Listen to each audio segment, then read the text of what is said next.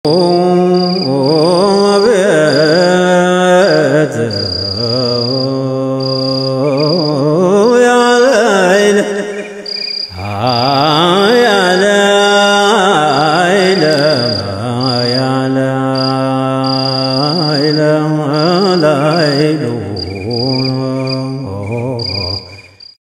عليكم ورحمة الله وبركاته. بسم الله الرحمن الرحيم.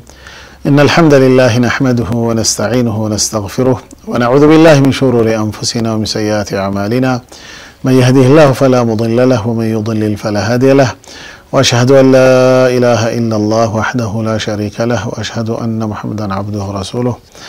أما بعد فيقول سبحانه: أعوذ بالله من الشيطان الرجيم. بسم الله الرحمن الرحيم. هل يستوي الذين يعلمون والذين لا يعلمون؟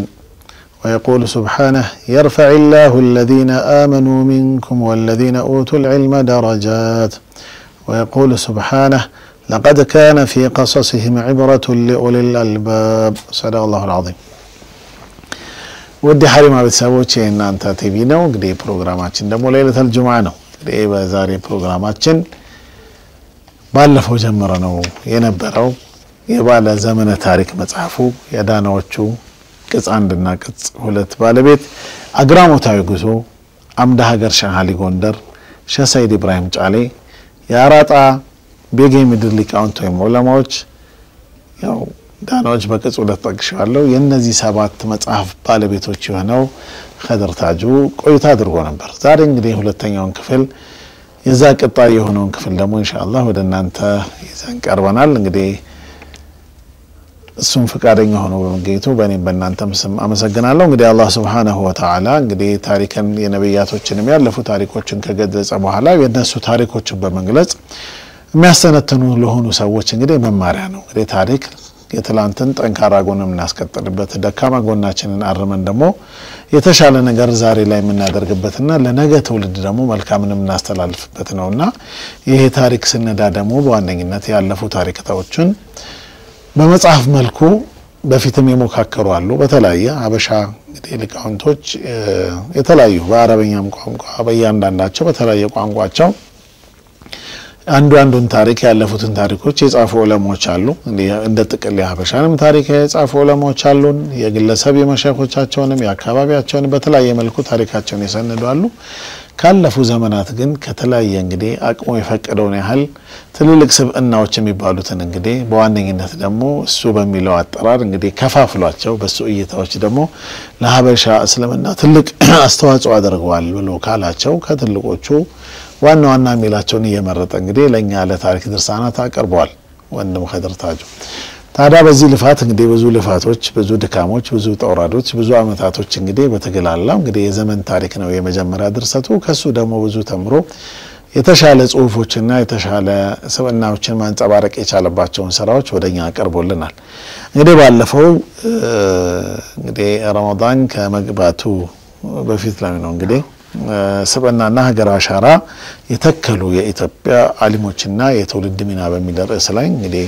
መጽሐፎቹን እንዳጠቃላይ ማንንም አስመርቆ ስላልነበረ ዳናዎች ቅጽ 2ን ይዞ አጠቃላይ 7 መጽሐፎች እንግዲህ ለአንባቢዎቻቸው እንኩ ብሎ በሚል እንግዲህ የልፋት የሆነውን ውጤቶች ለኛ አቀርቧል። የሱ ዋና ድርሻ ዋጅቡን ብቻ አይደለም ከዛም በላይ ተወጥቷል። እኛ ደግሞ እነዛ መጽሐፎች እንግዲህ ገስተን በማንበብ የታሪክ ተመራማሪዎቹ ደግሞ እንደማጣቀሻ ማድረገው ልጆቻችንንም ደግሞ ያለፉትን ታሪኮች ማንነት ምናንጽበት የሆነ ትልቅ ባለውለታ ነውና ጀዛሁላሁ ኸይራን عنا وعن المسلمين خيرا ان شاء الله። እንግዲህ አሁንም በድጋሚ ፍቃደኛ ሆኖ በመገኘቱ ያመሰገንኩ። እንግዲህ ባለፈው ዳናዎቹን በተለይ ዳንዩል አወልና ካድርገን ተተናልና ዳናዎቹ ስር ግን ዳናዎቹ የሰበሰቧቸውን ትልልቅ ስብዕናዎችን በሁለት ቅጽ በዳናዎች ቅጽ 1 እና ቅጽ 2 ሰብስቦልናል። እዛ ላይ እንግዲህ ዳንዩል አወልንም ሳኔዎችን ሚነካከለንና ከዛ እንደው ዋና የሚባሉትን ሰዎች ያነሳልናል። ዛሬ እንግዲህ ተጨማሪ በተለይ መጽሐፉን ዲቴል ማንበብ ይጠበቅብናል። ሙሉ ታሪኩን አንነግራችሁም። ለመጽሐፉ መንደርደሪያ ሆኖ ሁላችንም በጉጉትና በፍቅር ቶሎ ብለን ያንን መጽሐፍ እጃችን አስገብተን ያነበብነው ደግሞ ላላነበቡት እንግዲህ በስጦታ መልክ ብንሰጠው ምናተርፍበት ሌሎችም የሚያተርፉበት የእውቀት ትልቅ የሆነ ብርሃን ነውና ለኛ ትልቅ ባለውለታ ነው ጀዛሁላሁ ኸይረን ስለዚህ መድረኩን ወደሱ ለቅና እንግዲህ ወንድም ሀድር ጥያቄ ላንሳ መቼም ሰራዎችህን የተወሰኑ ነገሮችን እናንሳ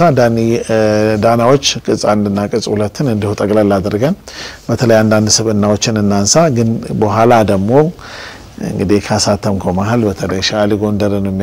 ጋር ተያይዞ የሚነሳውን ነገር እሱን ደግሞ ትንሽ ለተመልካቾቻችን የምታደርስልን ይሆናል ሌላም ጥሩ ቆይታዎች ይኖሩናል መነሳት አለባቸው ብለን የምናስባቸው ሰው ጋር ደግሞ መስተካከል ያሉ እርምትም ይፈልጋሉ ያናቸው አንዳንድ ታሪክ አካሄዶች በታሪኮች የሚነዙ ስተቶች ዛሬ ላይ እንግዲህ ኢንሻአላህ ማስተካከያ ብለን የምናስባቸውንም እንደ ሐሳብ እናቀርባለን መንደርደራና መሰራትም አለባቸው የሚሉን ደሞ የሱ ቀጣይ ስራዎች ምን ይመስላሉ ምን አሉት የሚሉን ደሞ ወደፊት እንግዲህ ደሞ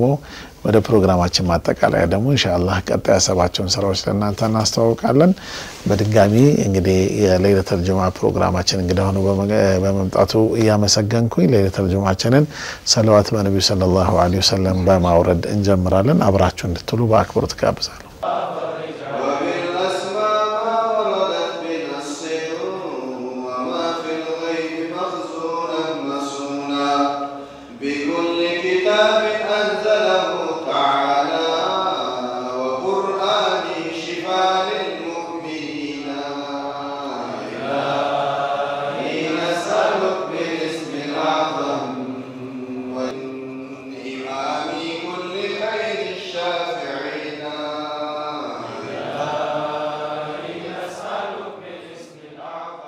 مرحبا ተመልካቾቻችን እንግዲህ ሰለዋት በነብዩ ሰለላሁ ዐለይሂ ወሰለም ብለን ተመልሰናል እንግዲህ በተለይ ይሄ ረመዳን ወር ሁላችንም ኢንሻአላህ ኢባዳ ላይ የምንጠነክርበት ሊሆን ይገባል መቼም ኸይር የተባለ ሁሉ በብዙ የሆነ አላህ በአጀር የሚያባዛበት ነው እንግዲህ ሰለዋት በነብዩ ሰለላሁ ዐለይሂ ወሰለም በተለይ ለይለቱል ጁሙአ ወይ መልጁሙአ ነብዩ ሰለላሁ ዐለይሂ ወሰለም ጋር የሚቀርብበት ያንዳንዳችን ሪፖርት ተደርጎ እሳቸው ምላሽ የሚሰጡበት ነውና ሁላችንም በነብዩ ሰለላሁ ዐለይሂ ወሰለም ሰለዋት ማብዛቱን አንዘናጋ ሱረቱል ካህፍን እንግዲህ የውመል ጁሙአንም ለይለቱል ጁሙአንም እንግዲህ ሱረቱል ካህፍ ጋር ተያይዞ እንግዲህ ኑር ይሆንለታል ብለው ነብዩ ሰለላሁ ዐለይሂ ወሰለም የተለያየ ፈዳላ ያስቀምጣሉ ሁላችንም እንግዲህ በእነዚህ ላይ እንበርታላለሁ መድረኩን እንግዲህ ስራዎችን በማስተዋወቅ ከዳናዎቹ አንድና ቅጽ 2 ላይ ጥቅል ሊሆኑትን ያነሳቸው ነው ለሞች አንዳንድ ያጀቡትን ነገሮች ልፋቶችንም ደግሞ ትንሽ እንድንቆጥርለት እሱ እንኳን አልሰማማም ይያለ ነው ግን እንደው አንዳንዴ መጫን ያለብንና አንዳንድ ልፋቶቹ የሄደባቸው ርቀቶች እንደው ታሪክ ጻፈ የሚባለው ተገልብጦ በወረቀት ዝም ብሎ ከወረቀት አይቶ ገልብጦ ያመጣት አይደለም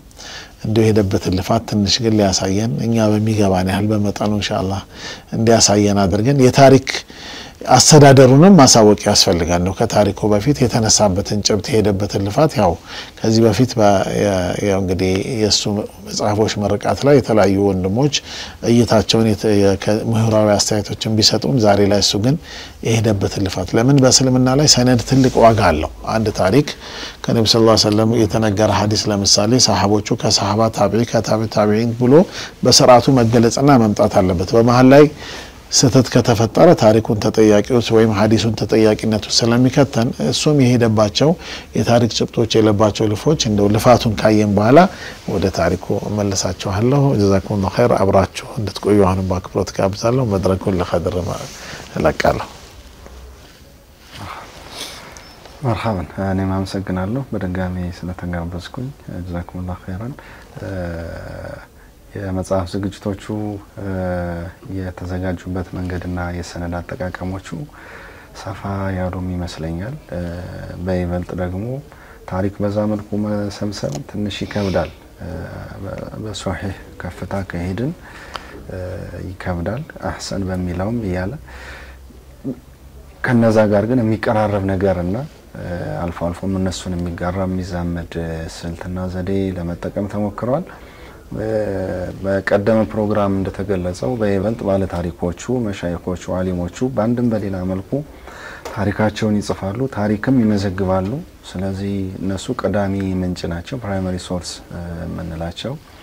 ከነሱ ባሻገር ግን የቃል መረጃዎቹን በመሰብሰብበት ጊዜ እንግዲህ ከአላህ ተውፊቅ ጋር መጠነኛ ጥንቃቄ አደርግ ነበር መረጃውን የሚሰጠኝ አካል ታማኝ መሆኑን በአንድም በሌላ መልኩ ቼክ አደርጋለሁ። እሱ መረጃ የቀዳበት አካልም ደግሞ በአንድም በሌላ መልኩ ታማኝ መሆኑን እሱንም ግራቀኝ ለማየት የሚሞክርበት አጋጣሚ ነበረ። በአብዛኛው መሻይኾቹ ጠንቃቃ ናቸው። የማያውቁትን ነገር የሚጠራጠሩትን ነገር የተወዛገቡበትን ነገር ፈጽሞ አይናገሩም። በመጠይቅባቸው ጊዜ ስለ ክስተቱ የሰሙበትን ቦታ የክስተቱን የነገራቸውን ሸህ ከሸኹ ሲሰሙ የነበሩ እማኞችን ከዛ በኋላ ደግሞ ይሄን የሰሙትን ክስተት አዳባሪ የሆነ በሌላ መልኩ ያገኙትን መረጃ ጭምር አስደግፈው ይነግሩኛልና ያም ሆኖ ደግሞ ከነገሌ ይሄን በተመለከተ ብታጣራ ሚል ጥቆማ ይሰጡኛል። ዋናው ነገር ግን እነሱ ሙተሲል የሆነ ሰነድ ይጠቅሳሉ። በዚህ መልኩ ከሼኽ አሊ ጎንደር የተላለፈ መረጃ ተገኝቷል። ከሼኽ ዑመር ደብረ ዘይት ወራሂም ነው ውስጥ ሼኽ ዑመር አሊሙ ተብሎ የሚታወቁ ሊቃሉ ከሳቸው ከ110 ዓመት በፊት ነው ያለፉ። ግን ከሳቸው የተላለፉ መረጃዎች በሰነድ ተገኝተዋል። የሼኽ ሰይድ ጫሊ መረጃ በሰነድ ተገኝተዋል። የዳንኤል አወል የዳንኤል ሳኒ እንደዚህ ተመሳሳይ በሆነ መልኩ በሰነድ የተላለፉ መረጃዎች ተገኝተዋልና መረጃዎቹ ይህን መልክና ይዘት ተከትለው ለመዘጋጀት የሞከሩ ናቸው። እንግዲህ ከዛ ቀጥሎ ዳናዎች ነው ከዘመነ ታሪክ ቀጥሎ ለህትመት የመጣው መጽሐፍ ስለ ዳንኤል አወል በቀደመው ክፍል የተወሰነ ዳሰሳና ሐሳብ ለመለዋወጥ ሞክረናል። ከሳቸው ጋር የተወሱ በጣም ጉልህ ዓሊሞች አሉ። በይበልጥ 9 ይመስሉኛል 9 ዑለሞቹ የዳንኤል አወል የዘመን አቻ ናቸው። በአንድ ዘመን ነው የኖሩ። በአስተዋጽኦም ደግሞ ራሳቸውን በቻለ ገጽታ የገዘፈ ማንነትና አበርክቶ ያላቸው ናቸው። ተቀዳሚ ሆነው የተጠቀሱት ሼኽ ዘቢ ሞላ ናቸው። ሼኽ መሐመድ ሱሩር እሳቸው ከዳንኤል አወል ጋር ግንኙነት ነበራቸው። በዳንኤል ህቀት ማዕከል ውስጥ ቆይታ ነበራቸው። መጽሐፉ ግን ያን ብቻ አይዳስስም። የሳቸውን አጠቃላይ ግለ ታሪክ በተለይም ልጃቸው የጻፉትን መናቂብ መሰረት አድርጎ ስለሳቸው የተጻፉ ሌሎች ኪታቦችንም ምንጭ ጠቅሶ ግለ ታሪካቸውን ለማቅረብ ሞክረዋል። ዘቢ ሞላ እንዴት መሰረቱት? ዛሬ ምን አሻራ ተከሉ? ሙሪዶቻቸው ደረሶቻቸው እነማን ነበሩ? በምን አይነት መልኩ ያስተምሩ ነበር? መንፈሳዊ ህይወታቸው ምን ይመስላል? ለማህበረሰቡ ምን አገለገሉ? ከመሳፍንቱ እንዳባ ጅፋር ካሉ ንጉሶች ጋር ምን አይነት ግንኙነት ነበራቸው የሚለውን እሱን ይዳስሳል። ከሳቸው ቀጥሎ አብሪት ቢሳኒ ሼኽ ቡሽራ ኢብራሂም እሳቸው ይጠቀሳሉ። እሳቸውንም ከዳንኤል አወል ጋር የሚገናኙበትን ኤሌመንት ከጠቀሰ በኋላ መጽሐፉ ሰፊ ግለ ታሪካቸውን ያቀርባል። ሼኽ ማሩፍ ጥራንጥር የሚባሉ አሉ። ሰሜን ሸዋ አካባቢ ናቸው። እሳቸውም ከዳንኤል አወል ጋር እንዲሁ ግንኙነት ነበራቸው። በአካባቢያቸው የጎላ ስምና ዝና አላቸው። 45 ሀሪማ መመስረትና መትከል ችለዋል። ሼኽ ኢስሐቅ አጥባሬም በተመሳሳይ መልኩ ዳናዎቹ ቅጽ 1 ላይ በስፋት ተዘክረዋል። ሌላኛው ሼኽ ሚስባህ ዳና ናቸው። ሼኽ ሚስባህ የዳንኤል አወል ደረሳ ናቸው፣ ሙሪድ ናቸው። በሳቸው ስር ነው ያደጉ። ወደ መጨረሻም ደግሞ የሳቸውን ልጅ አግብተው ዘራቸውን አስቀጥለዋል፣ የዳንኤል አወልን ማለት ነው። ስለዚህ በይበልጥ የሼኽ ሚስባህን ግለ ታሪክ ዳናዎቹ ትኩረት የሰጠ ነው ለማለት ይደፈራል። ምክንያቱም ነቢ ዘይኔ ሼኽ ሚስባህ የሚታወቁበት የግጥም መድብል ነውና ሰው ብዙ ጊዜ ነቢ ዘይኔ አንድ ሼኽ አንድ ዛፍ ስር ወይም አንድ ኸልዋ ስር ቁጭ ብሎ በአንድ ቀን ወይም በአንድ ሳምንት ገጥሞና አዘጋጅቶ የጨረሰው አድርጎ የማሰብ እንደምታ ይታያልና መድብሉ እንደዛ አልተዘጋጀም። በትንሽ ግምት ከ40 ዓመት ያላነሰ ጊዜ ወስዶባቸዋል። ሁለቱን ስኒ ነቢ ዘይኔ ራሱ ሻው ዘይኔ ሙሉን ግጥሙን 450 ስንኞች ነው ያሉት። ዳና ላይ ጀመሩትና አልጨረሱትም። ዳና ላይ ጀምረው በጣም ሸውቅ ነበራቸው። ለአሽራፈል ኸልቅ ልዩ ፍቅርና ሙዴታ ነበራቸው። እኔ እንደውም ናፍቆት ዝም ብሎ በስዕል ወይ በስም ወይ በሰው የሚገለጽ ቢሆን ሼኽ ሚስባህ ይመስሉኛል እላለሁኝና ጉጉት ነበራቸው። ሁሉም መንገድ ወደ መካ መዲና የሚወስድ ይመስላቸው ነበር። የሁቡ ጋያ ነው። ሸውቁ በጣም ቅራር እየነሳቸው እና ብዙ ጊዜ መንገድ እየሳቱ እየጠፉ ይገኙ ነበር። ይሄ ወደ መዲና ይወስደኛል እያሉ ይሄን ጉጉታቸውን ያየው ማህበረሰቡም የተወሰነ ድጋፍ አድርጎ እሳቸውም የራሳቸውን ነገር ይዘው ደረሶችን አስከትለው ከ60 አካባቢ የሚደርሱ አጃቢዎችን ይዘው በቃ መጨረሻ እንደ ሙራዳቸው የሙላ ተብሎ ጉዞ ጀምረው ነበር። ነብይ ዘይኒ የዛ ጉዞም አካል ነውና ከዳና ጀምሮ ላስታ ለዛው አቅራቢያ ከዛ ጋይንት አለ በደቡብ ጎንደር አካባቢ ከዛ በለሳ አለ ወደ ሰሜን ጎንደር ይሄዱ ከዛ ጎንደር ከተማ አለ ከዛ ሰሜን የሚባል አለ እዛ ደርሰው ነው መጨረሻ ላይ አልተሳካላቸውም ተመለሱ። ሐጁን በዛ በኩል ሄዱ ነበር በዛ ሄዱ ነበርና እሱ ጉዞ ነብይ ዘይኒ ያን ጉዞን ተተርካለች። መጨረሻ ላይ ወንጀሌን ቢያለ እንጂ የገረገረ አሉ። የተመለሱ በጦርነት ምክንያት ነው። አካባቢው ሰላም አልነበረም። ሽፍቶችን በራከቱ ነበር። ማለፍ አልተቻለምና እንደው ዝም ብሎ መጽሐፉን እንዲህ ሄደዋል ከመል በየ በሄዱበት አካባቢ ለመሄድ ሞክሬያለሁ እስከ ሰሜን ድረስና አይተቀሷቸው ቦታ በአካል የሄዱባቸው ቦታ እሱን ከዳና ጀምሮ በላስታ ከዛ ጋይንት ከዛ በለሳ ከዛ ጎንደር ስለዚህ መንገዶች የሄዱበት መሳቸው ተቀሱን እየተከተል ከሄዳ እሱን ጃሎ ሰሜን ዋስል ይባላል የኖሩበት ቦታ እዛ 6 ወር ተቀምጠዋል። ቤተሰብ እንደመሰረቱም ይነገራል። እዛው አካባቢ በነበራቸው ቆይታ ጎንደርም ተመሳሳይ ቆይታ ነበራቸው ከ3 ወር እስከ 6 ወር የሚገመት። ስለዚህ እሱን ህይወት ይመስለኛል ነብይ ዘይኒ ዝም ብሎ ግጥም አይመስለኝም። አሁንኛ ሁላችንም ዘላፋችን ለተመለቀው እንዲው ቀላል አይደለም። የህይወት ልፋት ነው አለው በቃ ራሱ ስንኙ መልእክቱ አገጣጣሙ አቀራረቡ ከነቋንቋው ይዘቱ አረበኛ አማርኛና ኦሮምኛ የተቀላቀሉበት የመጀመሪያ መደብል ይመስለኛል በኔ ግምገማና ንባብ እና እሱን በይበልጥ አጣርቶ የዳናዎቹ ቀጻ አንድ አካል ለማድረግ ተሞክሯል። ከሳቸው ቀጥሎ ሳይሄዱ ነው ግን ይሄ ሸውቆ ያስተገራቸው በቃ አቂቅ ላይ ሲታየው የሚታየው በቃ አይተውታል። የቀልብና የምናብ ውቅር ነው ዛ ነብይ ዘይኒ ላይ የሰፈረው እንጂ ቦታው ላይ አልሄዱም። እንደዛም ሆኖ አልተሳካላቸውምና ዛሬ እንደዚህ ኡምራ ሊረክስና የትኛውም ሰው በቀላሉ ደርሶ ሊመጣ ያው የአላህ የራሱ ህክማ ነው። ዳንኤል አወልም ተመሳሳይ ሙከራ ማድረጋቸው ይነገራል። ባቲ ደርሰው ተመልሰዋል ለሚባሉ ሞክራለሁ ብሎ መዲና ደርሶ ለመምጣት አልሰመረላቸውም። እዛ አንይ በመልእክት ልከውላቸው ነው ይላሉ በሻራ። የሸሚስ ግን በጣም በረታ ረፍት አልነበረውም። ሁቡ በቃ ሸው በጣም እንተናለ እንደውም በልጅነታቸው እንደማይሳካላቸው ተነግሯቸዋል ይባላል። ከሸኽ ሰይጫሊ ከሸኸሮዋዩ ጋር አንዲት መድረክ ላይ በተዳደሙበት ያው ጃዚብ ይሏቸዋል የአካባቢው ዓሊሞች እንደዚህ አይነት መልእክት የሚያስተላልፉትን ሸኾች ማለት ነው።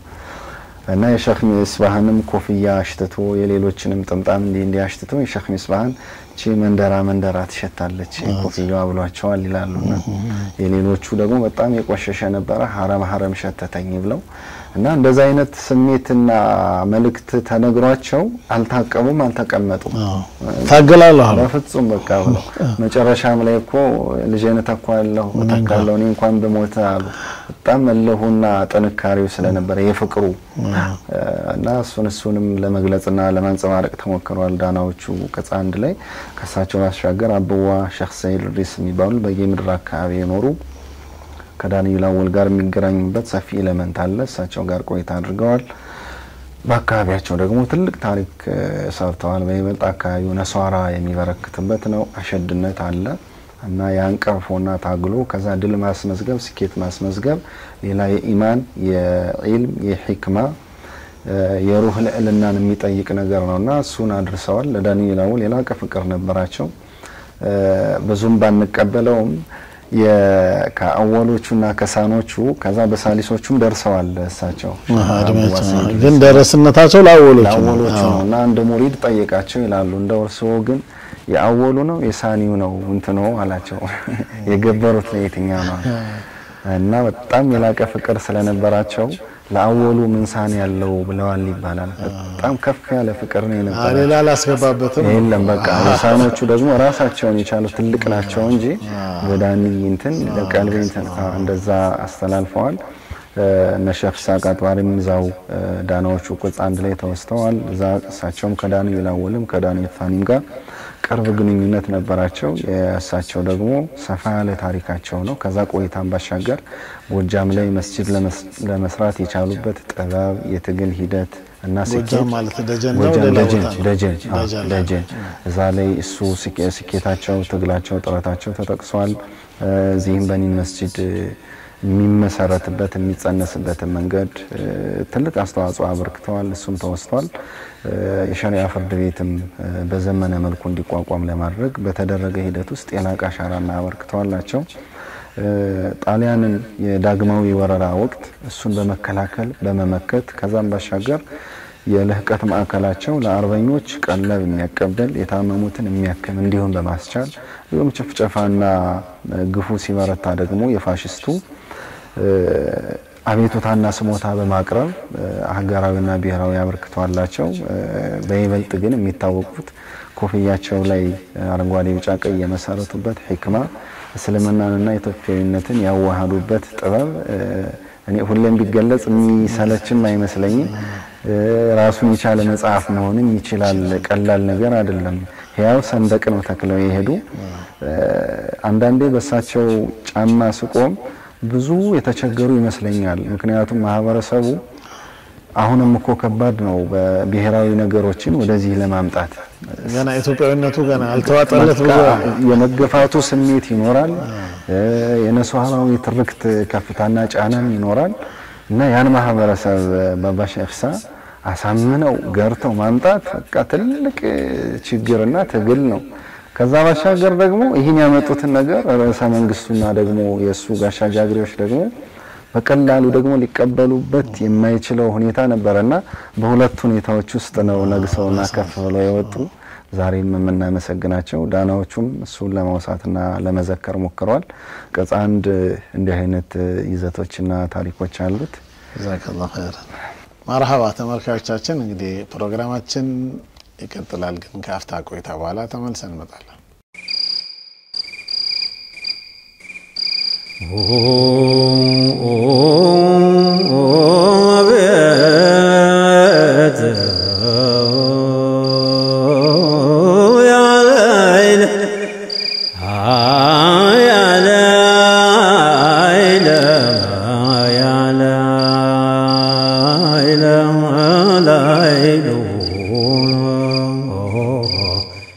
መርሐባ ተመልካቾቻችን ተመልሰን መጥተናል እንግዲህ ወንድም ኸድር ታጁ ከኛ ጋር ይገኛል በዋነኝነት እንግዲህ በትልልቅ ስራዎችን ሰርቷል ያው ዳናዎቹ ቅጽ አንድ ሁለትንም ለንባብ አብቅቶልናል እንግዲህ አወሎቹ ቅጽ አንድ ላይ ዳናዎቹ አንድ ላይ በሚል ላይ ግን ያው ዳናዎቹ መርጦ እንግዲህ ዳንኤል አወል ባለውለታ ናቸው በተለይ አንይን ተርቲሙን ይዘው በማስቀጠልና ትልልቅ በተለይ በአብዛኛው ኢትዮጵያን መቼም አገናኝተውታል በተለይ ደቡብን ሰሜኑን እንዴት ወሰነ ኦሮሚያ አካባቢ ጋር ተያይዞ ማገናኘት የቻሉ ትልቅ ባለውለታ ናቸውና እስቲ ቅጽ ሁለት ላይ ግን ከመሄዳችን በፊት ያው መቼም ዳናዎቹ ላይ ዳንኤል ታኒን መዘንጋት እንትን አይደለም ዘንግተንም ሳይሆን ያው መቼም ዋና ተጠሪ ናቸው እሳቸውን እናንሳና በተለይ ቀደም ከረፍት በፊት እንደ ጥቅል ማነሳዋለሁ ብዬ ነበር በተለይ ኢትዮጵያዊነትና ሀበሻ ዑለማዎች ወደ በኋላም ደግሞ ኢንሻአላህ ሻአሊንም ስናነሳኮ ምናነሳው ነገር አለ እንደው ኢትዮጵያዊነትና የመሻይኾቹ የፍቅርና ኢትዮጵያን ለማስኬድ ሄዱበት ጥግ ቀላል አይደለም ሁሉም በየቦታው ያለው መሻይኽ እሱን ግን ማንጸባረቅ ያስፈልጋል እንደው በተለይ የሀበሻ መሻይኾችን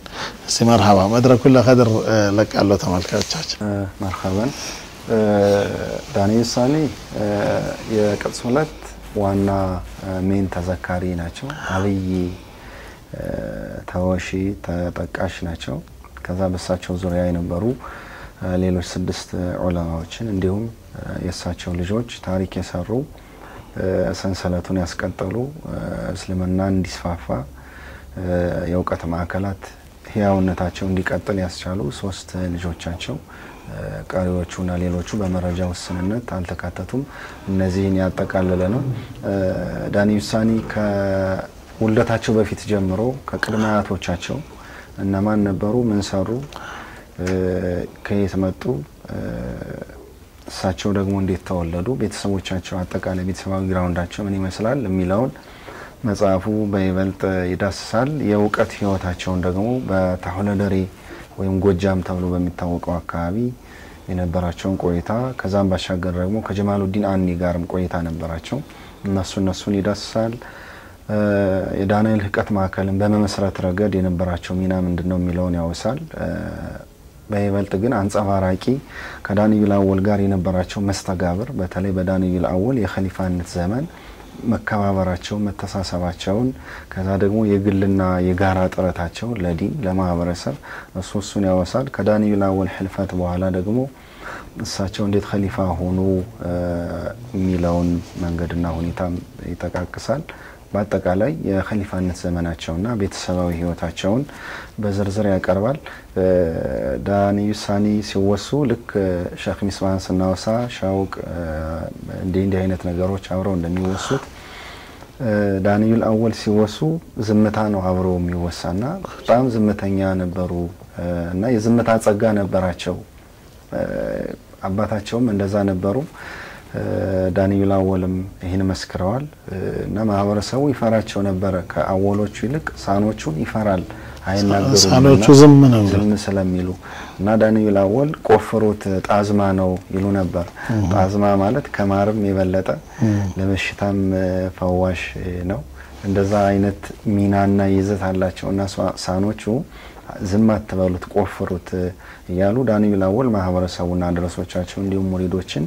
ይቀሰቅሱ ነበር። ከዛ ባሻገር በዙህድም ይታወቃሉ። ልክ እንደሌሎቹ ከሌሎቹ የተለየም ባይሆን በኢባዳም ጠለቅ ያለ ተጨባጭ ታሪክና ተዘካሪ አሻራ አላቸው። የሰገዱ መስጂድ በተቃጠለበት ወቅት ሰጋጁ ወጣ። እሳቸው ግን እያሰገዱ ነበርና የቃጠሎውን ሁኔታም መቃጠሉንም አላወቁም ነበር። ሰላት ላይ ቆመዋል። ዞራል ወደ አላህ ደህና አርገው አልጨረሱም። ሌሎቹ አቋርጠው ወጡ። እሳቸው ቆሙ። በህይወታቸው ብዙ ጊዜ እባብ ይፈሩ እንደነበረ ይነገራል እና ያሰገዱ ያለ አንዴ ትልቅ እባብ መጥቶ በሚህራቡ ፊት ለፊታቸው ቆሞ ነበር። ከኋላ የተከተሉ ሰዎች አንዳንዶቹ ደንግጠው ሄዱ። አቋረጡ ሶላቱን። እነሳቸው ሶላቱን ጨረሱና ተጠይቀው ነበር። በጣም ይፈራሉ እባብ ግን ያሰገዱ እንዴት ሳያዩት አሏቸው። ከባቡ የበለጠው ወደመፈራው አላህ ነው የቀረቡ። ለሱ ከዛ የበለጠ ተህተና ክብርና ራስን መስጠት ተገቢነት አለውና ይሄኛው አላየሁትም አላስገረመኝም አላስደነገጠኝም የሚል ምላሽ ሰጠዋል። በዚህ አይነት የዒባዳ የዙህድ አሻራ ይታወቃሉ። ከዛ ባሻገር ልክ ጀማሉዲን አኒ ሙጀዲዱ ዲን እንደተባሉት ዳንኤል ሳኒም መህዲዩ ሱፊ ሚል የማዕረግ ስም አላቸው እና በተሰውፍ ውስጥ በጣም ጠንካራውን እሴት የማጎልበትና ቅርንጫፍ የሆኑ ጉዳዮች ላይ የሚደረገውን ትኩረት ደግሞ የመቀነስ እንቅስቃሴ አላቸው። በኸሊፋነት ዘመናቸው የሰሩት ትልቁ ተጋድሎም ይሄኛው ነው። ምክንያቱም ሸኻቸው ጀማሉዲን አኒ ነሽዳ ሚሉ ደረሶችን ይሄ የመጀመሪያ ደረጃ ተማሪዎችን አያበረታቱም ነበር።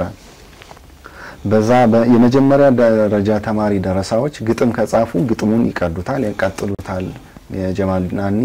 ያስተዳደርና የተርቢያ ስርዓት እንደዚህ ነበር። የዳንኤል ሳኒ ዛደጉ አንደኛ፣ ሁለተኛ አባታቸው ደግሞ ልክ እንደ ጀማሉዲን አኒ መሰረታዊ ነገር ላይ ትኩረት የማድረግ የህይወት መርህና አላማ ነበራቸው። በዛ ምክንያት ትልቅ ተጽዕኖ አሳርፈውባቸዋል። እነዚህ ነገሮች ተደማምረው ተሰውፍ መሰረታዊ ነገሮችን ይዞ ከዛ ደግሞ ሩህን ቀርጾ ግን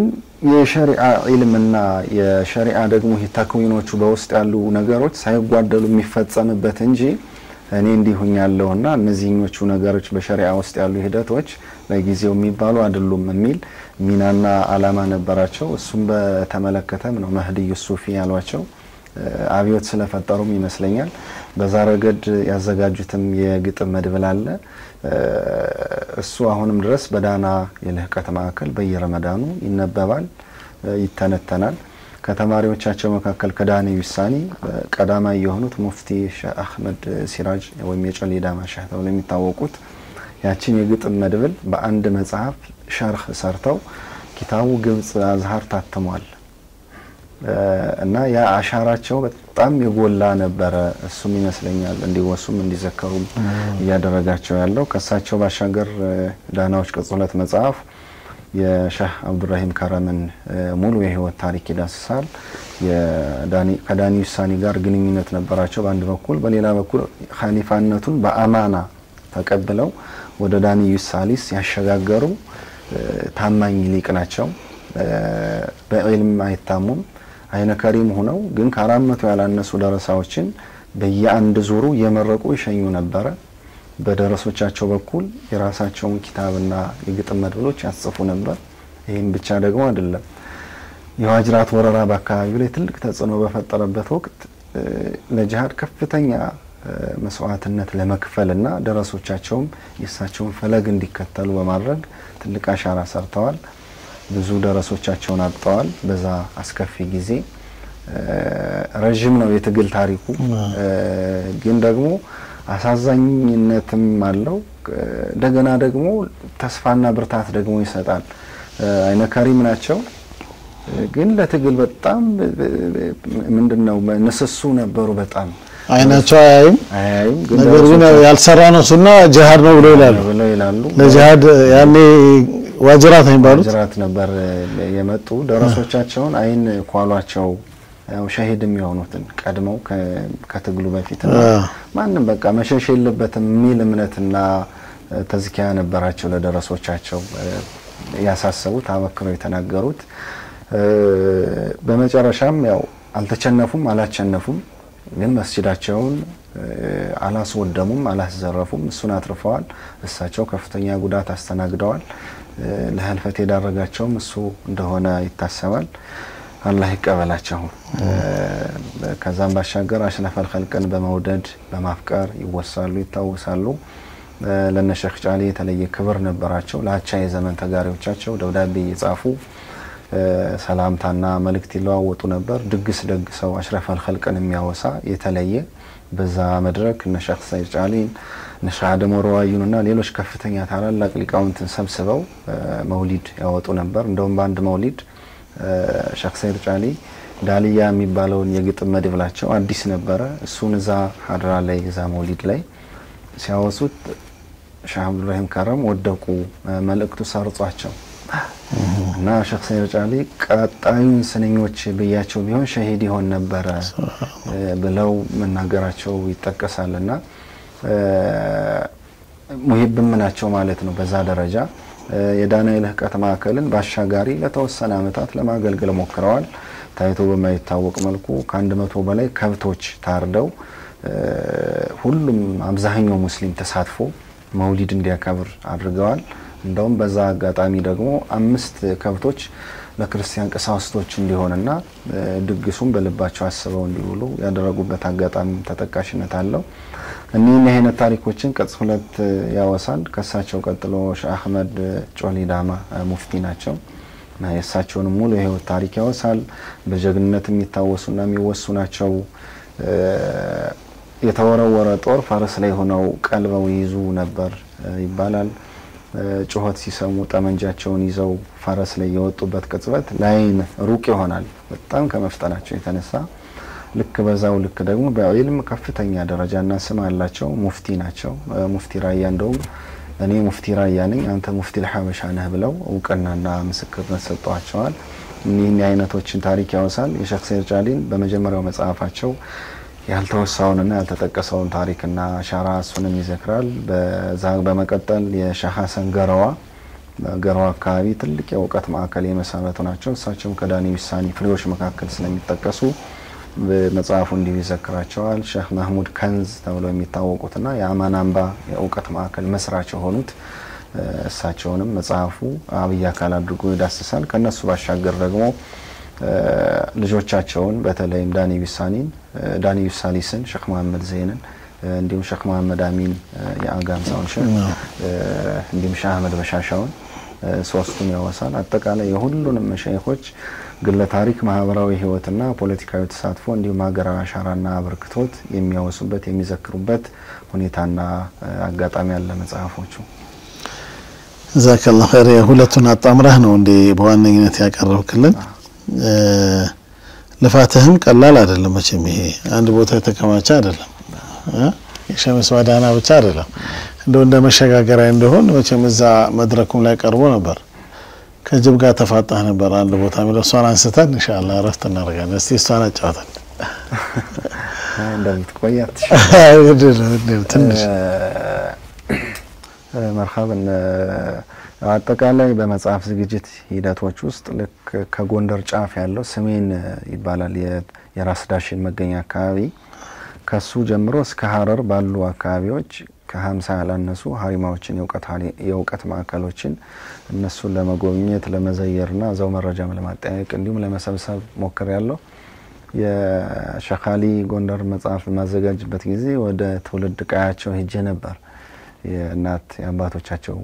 አካባቢ ወደ ሆነው እና በዛ አጋጣሚ ኮሬቭ ቀድሜ ደረስኩኝና ከደረስኩኝ በኋላ የናታቸው ቀይ ቅርብ ናት ከኮሬቭ ግን በመኪና ነው የሚካሄድ መኪናው ደግሞ የሚገኝ ከሌሊቱ 9 ተኩል ጀምሮ ነው ጉዞ የሚጀምር የመኪናው አቅጣጫ ደብረ ዘይት ይባላል እዛ አካባቢ ያለ ከተማ ነው ወደዛ ነው የሚደርስ መኪናው ረፋዳ አካባቢ ይደርሳል ወደ ደብረ ዘይት ስለዚህ በዛው አብረተ ሄዳለህ አሉኝና ሰዎቹ እሱን መረጃ ይዤ ሌሊት 9 ሰዓት ተኩል ወጣሁ ማለት ነው ከኮሬቭ ስለዚህ መሄድም ፈልገው ነው አምቦ ፈረስ ነው 9 ተኩል ወጥቼ 30 ደቂቃ 40 ደቂቃ ነው የፈጀ በመኪና ቦታው ይሄ ነው ደርሳል ብለው አስወረዱኝና ጫካ ነበር ቦታው እንደዛ ነው መገኘው የትራንስፖርት አማራጭ አልነበረም ሌላ ስለዚህ ይዛች ቦታ ላይ ወረድኩኝና ጫካ ነው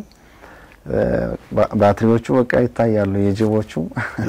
አይናቸው ይታያላ በቅርብ ርቀት ነው ዶክመንት ይዤ ነበር ባግ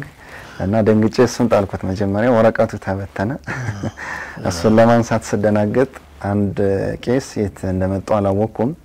አይዞህ ልጅ አትደንግጥ አይዞህ ብለው እሳቸው አጽናን ዱላ ይዘዋል በትር ስለዚህ ዶክመንቶችን ከናፈራቸው ነው ያስገባዋቸው ለኔ ድምጹም ሩቅ ነበር የጅብ እና ፊት ለፊት ማየት ደግሞ በጣም እንትን ይል ነበር ብዛትም ነበራቸው እና ቄሱ አጋጣሚ እኔ ወደሚሄድበት ቦታ ይዘውኝ ሄደው ከዛ አልፎ አንድ ቤተክርስቲያን አለ የሚዘየር በእነሱ እኔ ወደዛ ነው የሚሄድና ይዤ ሄዳለሁ ብለው አቅፈው ነው ያወሩ ያጽናኑ አይዞህ ይያሉ ይሰዱኝ ሰላም ደውታላ አካባቢው ተለመደ ደውታላ ያው ጩኸቱ ጉሪቱ ምናምን ይሰማል እኔም እንግዲህ እሳቸውን ይዣለሁ ብዬ ሄድኩበት መንደር የሰፈር ሰዎችን ስማቸውን ነግሬያቸው እሳቸው ናቸው ተጣርተው በር ተቆፍቆፎ ተከፍቶልኝ የገባሁኝ ሌሊት ነው ከዛ የነጋጋ ደረስንኛ ወደ መንደሩ መንገዱ ሌሊት ነበር ራቂላል 1-2 ኪሎ ሜትር ይመስለኛል ከመኪና መንገዱ ወደ ታች ራሱን ይቻላል አምቦ ፈረስት ባላለች ያቺ መንደሯ የጂቭ ጋር ያሳልፍኳት ገጠመኝ ያቺ ነው መርሐባ ተመልካቾቻችን እንግዲህ መቼም ኸድር ያው ብዙ ልፋት አድርጓል ሊነግረን ያው በአብዛኛው በግድ ነው ስለራሱ ማውራት አይፈልግም ልፋቱን መናገር አይፈልግም አንዳንዴ ያው ጫና ያያረግን ነውና እንግዲህ የትልቁን የሻህሊ ጎንደርን ታሪክ ለማጥራት መቼም አካባቢያቸው ላይ ያው ሄዷል መቼም ስለዚህ አምደ ሀገር ሻህሊ ጎንደር ይላል የኸድር ታጁ አራተኛው መጽሐፍ ግን ስለ መጽሐፉና ስለ ሻህሊ ጎንደር ከአፍታ ቆይታ በኋላ ተመልሰን እንመጣለን አብራችሁ ትቆዩ በአክብሮት ጋብዛለሁ መርሐባ ተመልካቾቻችን እንግዲህ በእጁ ላይ ለኛ ህትመት አድርጎ ያቀረበልን 7 መጽሐፍ አለ ኸድር ታጁ እነዚህ መጽሐፎች ደግሞ አራተኛ አድርጎ የጻፈው አምደ ሀገር ሻህሊ ጎንደር ስለዚህ በተለምዶ ሻህሊ ጎንደር ሲባል ብዙዎቻችን እንሰማለን ማናቸው ምንስ ታስተዋጽኦ አድርጓል ምንስ የተለየ ታሪክ አላቸው እሳቸውና ኢትዮጵያ ምን ይመስላሉ ሚሊዮን ኢንሻአላህ ከኸድር ጋር ምላሹን እናገኛለን አሁን በድጋሚ ባክብሮት ጋብዛለሁ መድረኩን ለኸድር ለቃለሁ መርሐባ ሻህሊ ጎንደር ሙሉ ስማቸው ሻህሊ ሙሳ መሐመድ ሰይድ ነው የትውልድ ቀያቸው ወሎ ደቡብ ወሎ ባሆኑ ወራሄመኑ አካባቢ ኮሬብ ምጥግና የምትባል ቀያ አለች እዛ ነው የትውልድ አካባቢያቸው በአባታቸውና በእናታቸው የዘር ሐረጋቸው ከአሽረፈል ኸልቅ ሰለላሁ ዐለይሂ ወሰለም ጋር የሚያያዝበት ሰነድ አግኝተናል ስለዚህ ሸሪፍ ናቸው ማለት ነው ወሎ ከተወለዱ ጥቂት እውቀት ከቀሰሙ በኋላ ወደ ግብጽ የሄዱበት መንገድ አለ በሱዳን አድርገው ከዛ ቆይታቸው በኋላ መላ ኢትዮጵያን እንደጎበኙ ራሳቸው በጉዞ ማስታወሻቸው ላይ ጽፈዋል አይንያ ተብሎ ይታወቃል የጉዞ ማስታወሻቸው እና በርካታ የኢትዮጵያ ግዛቶችን ጎብኝተዋል በእኛ አሁን ባለንበት ተጨባጭ አንድ ሰው ከአራት ወይም ከስድስት ከተሞች በላይ ካየ በጣም ትልቅ ባለጸጋ ነው ሼክ አሊ ጎንደር የባህር ማዶዎቹን ጨምሮ 450 ከተማዎችን ጎብኝተዋል 450 ጎብኝተዋል እነዛንም ደግሞ በጉዞ ማስታወሻቸው ላይ ስማቸውንና አካባቢው ጎልቶ የሚጠቀስበትን የሚወሳበትን አንድ ሴት አብረው በግጥም መድብል አሰናኝተው 313 ስንኞች አሉት በዛ መድብል ገንዘው አስቀምጧቸዋልና የኢትዮጵያን ብዝሃ ክፍል እንዲሁም ደግሞ ብዝሃ ማህበረሰብ እኛም ማናቃቸውን ወይም ደግሞ አሁን በቅርቡ ብሔር ብሔረሰብ ይያልን የምናወሳቸውን አካባቢዎችና ማህበረሰቦችንም እሳቸው ጎብኝተው ስማቸውንም በኪታባቸው ላይ አውስተዋል እነዚህን ጉዞ ከጨረሱ በኋላ ወደ ጎንደር ሄደው እንደተቀመጡ ይታመናል በሌላ በኩል የውጭ ጉብኝት ይቀድማል የሚል ሪዋያም አለ የውጭ ጉብኝት ማለት በሱዳን በነበራቸው ቆይታ ከንግስት ቪክቶሪያ ጋር ግንኙነት ነበራቸው አንድ ከፍተኛ ችግር ገጠማትና እሱን መፍትሄ ፍለጋ ብዙ ቪክቶሪያ ማለት የእንግሊዟ ንግስት ማለት ነው እና ብዙ ሰዎች እንደጅ ጠናች አልተሳካላትም እንደውም ወደ መጨረሻ መረጃው እንዳይወጣብኝ ብላ ሞክረው ያልተሳካላቸውን ሸኾች ቀሳውስትና የመንፈስ አዋቂ ሰዎችን እነሱን ታስርና ተገድል ነበር ይባላል በመጨረሻ ከሷ ይዘልም ወይ ማያልፍም ተብሎ ሼክ አሊ ጎንደርን ተጠቆመች እና እሳቸውን ይዛ ወደ እንግሊዝ ሄደች ያው ብዙ ውጣ ወረዳለው አምዳ ሀገር ሼክ አሊ ጎንደር በተሰኘው መጽሐፍ ላይ ውጣ ወረዱ ተጠቅሷል በመጨረሻም ሼክ አሊ ጎንደር ፈቱት ችግሯንና ንግስና ልስጥህ ወይ እዚሁ በኔ ግዛት ወይስ የትኛውን እንቁና ወርቅ ልስጥህ ብላ ጠየቀቻቸው እሳቸው ዕውቀትም የህይወት ልምድም የመቅሰምና የመሰነቅ ፍላጎትና ጉጉት ነበራቸውና እንደው ዓለምን መጎብኘት ፈልጋለሁ በእናንተ ግዛት ስር ባሉ አካባቢዎች እንድንቀሳቀስ ፍቃዱ ይሰጠኛሉ የፍቃዱ ወረቀትና መርከብ ተሰጣቸው ሁለት ተዛዛይ መርከብ ናቸው ይላሉ እንግዲህ ባለሙያዎቹ ቋንቋውን ያስተካክሉታል እነዛን መርከብ ይዘው ሼክ አሊ ጎንደር ህንድ ሄደዋል ቻይና ሄደዋል ኢንዶኔዥያ ሄደዋል ሂጃዝ አካባቢ ሄደዋል መሄድ ብቻም ሳይሆን በህንድ በነበራቸው ቆይታ ከታጅ መሃል ከከተማው ንጉስ ጋር ቅርብ ግንኙነት ነበራቸው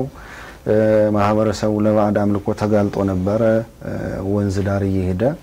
ትልቅ አዞ በየአመቱ አዳዲስ ህፃን ልጆች እንዲገበሩለት የተለመደ ጎጂና ያጋሪ አምልኮ ልማድ ነበረ እሱን ሼክ አሊ ጎንደር በጥበብ በዱዓና በትግል ፈታውታል በዛም ምክንያት ሽልማት ተሰጥቷቸዋል በስማቸው መስጂድ ተሰርቷል መስጂዱ አሁንም ድረስ እንደሚገኝ ይነገራል አሊ ጎንደር መስጂድ ይሉታል መስጂዱን አካባቢውን ለቀው እንዳይሄዱ ለማድረግ ሚስት ለሳቸው ለመስጠት የተሞከረበት ሁኔታም እንዳለ ይነገራል ሁለት ልጅ ወልደዋል የሚሉ አንዳንድ መረጃዎችም አሉ በህንድ ቆይታቸው እንደዚህ አይነት ተጽዕኖ ፈጥረዋል በኢንዶኔዥያም ተመሳሳይ አሻራ አበርክተዋል በሳቸው ስም የተሰየመ ቤተ ሙዚየም እንዳለ አሁን ኢንዶኔዥያ ያሉ አንዳንድ ሸኾች መረጃ አውጥተው ተስተውሏል ከነዚህ ሀገራት ባሻገር በግብጽ አልአዝሃር ትልቅ ስምና ዝና አላቸው በተማሪነት ቆይታቸው ለትምህርት በገቡበት ማዳ ወይም የትምህርት ገበታ እሳቸው ሌክቸር እንዲሆኑ እድሉ ተሰጧቸው ነበር ዕውቀታቸውና ፈህማቸው ከፍ ያለ ሆኖ በመስተዋሉ እንግዲህ አልአዝሃር እንዳይወጡ ከአልአዝሃር ወደ ሌላ አካባቢ እንዳይሄዱ እሳቸውን በተለያዩ ዘዴዎች አስቀምጦ ወይም አስሮ የማኖር ፍላጎትና እንቅስቃሴን ተደርጓል አልአዝሃር በሱዳኑ ተመሳሳይ አሻራና ሚና አላቸው ከነዚህ ባሻገር ወደ መጨረሻ እንግዲህ ጎንደር መናገሻ ከተማ ላይ ተቀምጠዋል ማለት ነው ከአጼ ፋሲል ቤተ መንግስት 1 ኪሎ ሜትር ርቀት ላይ የራሳቸውን ዕውቀት ማዕከል መስርተዋል የራሳቸውን መስጂድ ሰርተዋል የራሳቸውን ግዛትም ይዘዋል ግዛቱ አሁንም ድረስ ለመላው የጎንደር ሙስሊም መካነ ቀብር ሆኖ ያገለገለ ይገኛል ሀሪማቸውም ተከብሮ እና ዕውቅና አግኝቶ እየተጎበኘም እየተዘየረም ያለበት ሁኔታ አለ በጎንደር ቆይታቸው በጣም በርካታ ብሔራዊ ዲናዊና ማህበረሰባዊ አሻራዎችን ሲሰሩና ሲያበረክቱ ነበር። የመጀመሪያው የኢትዮጵያ ንጉስ የነበረው አጼ ዮሐንስ 3ኛና ባለቤቱ ንግስት መነን መሰለችን ካልተሳሳትኩኝ በሁለቱ መካከል ቅራኔ ተፈጥሮ ሀገርን የሚሰነጥቅና የሚያናጋ ሁኔታ እንደዛ አይነት ድባብ በሚስተዋልበት ጊዜ ሻሊ ጎንደር ከፓትሪያርኩ ጋር ሆነው በበቅሎ ተሰይመውና በትልቅ አጀብ ቤተመንግስት ድረስ ሄደው ችግሩን ያረጋጉበት ሁኔታ እንዳለ በዘመኑ እሳቸውን የተመለከተ ፈረንሳያዊ የታሪክ አሳሽና መዝጋቢ ሚሼል ዳቫዲ ይባላል። እሱ መዝግቦት ሁኔታውን አስተላልፏል። ከዛ ባሻገር ሻሊ ጎንደር የበጌ ምድርና የጎጃም ሁለት ትላልቅ መሳፍንቶች ለግጭት በቅተው አንዱን ለማጥፋት በተነሳሳበት ጊዜ ተመሳሳይ ሚና መጫወታቸውን እነዚሁ መረጃዎች መዝግበዋል። ሻሊ ጎንደር የዘመናቸው የብሔርና የስልጣን ሽኩቻ ያማቸው ነበር ይሰማቸው ነበርና አንድ ያደረጉት ዱዓ አለ اللهم ألف بين قلوبهم كما ألفت بين ربيعة والمضر بعد تطاول البغض والقدر يالو يتناغروت ዱዓ አለ አራት ጎሳዎችን ይጠቅሳሉ በአሽራፍ الخلق ዘመን የነበሩ አራት ጎሳዎች በአሽራፍ الخلق መምጣት አንድነት አገኝተዋልና እነዛ ሰዎች ለ100 ዓመታት ሲጨፋጨፉ ሲጠፋፉ የኖሩ ናቸው። አላህ ሆይ ልክ እነዛን አንድ እንዳደረኩሉ እነዚህን የሀገሬን ዜጎችና መሳፍንቶች አንድ አድርጋቸውና ለሀገራቸው ይጥቀሙ ሚል ዱዓቸውን አስተላልፈዋል። ከዛም ባሻገር ለጎንደር ማህበረሰብ አጠቃላይ ትልቅ ዱዓ አድርገዋል። በስነ ጽሁፍ በኩል የላቀ ስምና ዝና አላቸው። ከ60 በላይ የግጥም መድብሎችን እንዲሁም ደግሞ 6 መጽሐፍትን ወይም ኪታቦችን ጽፈዋል። አንደኛው ፍልስፍና አዘልና ከፍተኛ ሐሳቦች ጥልቅ መልእክቶች የታጨቁበት ሸዋሪቁል አንዋር የሚባል ኪታባቸው የሚወሳ ነው። በግጥም አጻጻፋቸው ዘይም በአረበኛ ረገድ በጣም ጥልቅ ነው። ቤት መድፋት ብቻ ትኩረታቸው ሆኖ አይታይም። ግጥም ሲገጥሙ ኑንያ የሚባሉ በሁሉም የአረበኛ ፊደላት አዘጋጅተዋል። የግጥም መድብል ከአሊፍ ጀምረው እስከ ያ ድረስ በሁሉም እንትኖች ቤታቸውን በዛ በሚደፉና ከዚህ ተሻገሩና ከቤት መድፋቱ ባሻገር ኑንያ ብለው ባዘጋጁት መድብል በኑን ፊደል ይደፋል ቤቱን። ከዚህ የመጀመሪያዎቹ ሱንኞቹ ግን ከላይ ወደ ታች ሲነበቡ የሳቸው ሙሉ ስም ይይዛሉ። አሊ ሙሳ ሚል እንዲህ አይነት ነገር በፈለጉበት ደግሞ ሐስቡናላሁ ወኒዕመል ወኪል ሚል ከላይ ወደ ታች ሲነበቡ አፉ ያንዳንዱ ፊደል የመጀመሪያዎቹ ፊደሎች ሲነበቡ እንደዛ አይነት መልእክት ይይዛል። በዚህ መልኩ ግጥም መድብል ያዘጋጃሉ። በሌላ በኩል ስማቸውን ደግሞ በቁጥር አመስጥረው የመግለጽ ጥበብን ተጠቅመው ይታያል። አንድ የግጥም መድብል ያዘጋጁት ላሚያ ተብሎ የሚታወቀው 110 ስንኞች አሉትና በአጋጣሚ ሆኖ ይላሉ አረበኛ ነው አሁን ስንኙን ዘነጋውት የግጥሙ መድብል ብዛት ከስሜ ጋር ገጥሟልና ድረስበት ብለው ደምድመው ይተውታል። እና ፊደላቱ በአብጀድ ቁጥር አላቸው። አሊ በአጋጣሚ 110 ይመጣል። አንደኛው 80 አንደኛው 10 አንደኛው 20 ሆኖ በዛ መልኩ መልእክት የሚያስተላልፉ ነበር። በዘመናቸው እንግዲህ ከቱርክ ንጉስ ጋር ከግብፁ ንጉስ መሐመድ አሊ ጋር እንዲሁም ከሱዳኑ እንደራሴ ጋር የተጻጻፏቸው ደብዳቤዎች ዛሬም ተገኝተዋል። ስኮትላንዳዊ የታሪክ ተመራማሪና አሳሽ ነው ደብዳቤዎቹን ያወጣቸው። አንዳንዶቹ በቢላል ሀበሽ ሙዚየም ይገኛሉ። ከዚህም ባሻገር አጼ ቴዎድሮስን ከህፃንነቱ ጀምሮ በተለይም እናቱ የሸኻሊ ጎንደር ወዳጅ እና ኻዲም ነበረች። ስለ ልጇ ዱዓ ታስደርግ ነበር። ስለዚህ ከህፃንነት ጀምሮ ይተዋወቁ ነበር። ለሀገር እንዲጠቅም ለሀገር እንዲበጅና የተበታተነች ሀገር ወደ አንድ ማዕከል እንደምትመጣ በሱ ላይ ተስፋ በማድረግ የዱዓ የሐሳብ እንዲሁም የተግባር ገዛና ድጋፍ አድርገዋል። እንደውም አንዳንድ ሸኾች ወይም የሳቸው ጓደኞች ሰውየው ነጋድጎ ኢትዮጵያን መግዛቱ አይቀርም 15 ዓመት ያስተዳድራታል አንድም ያደርጋታል ላንተ ግን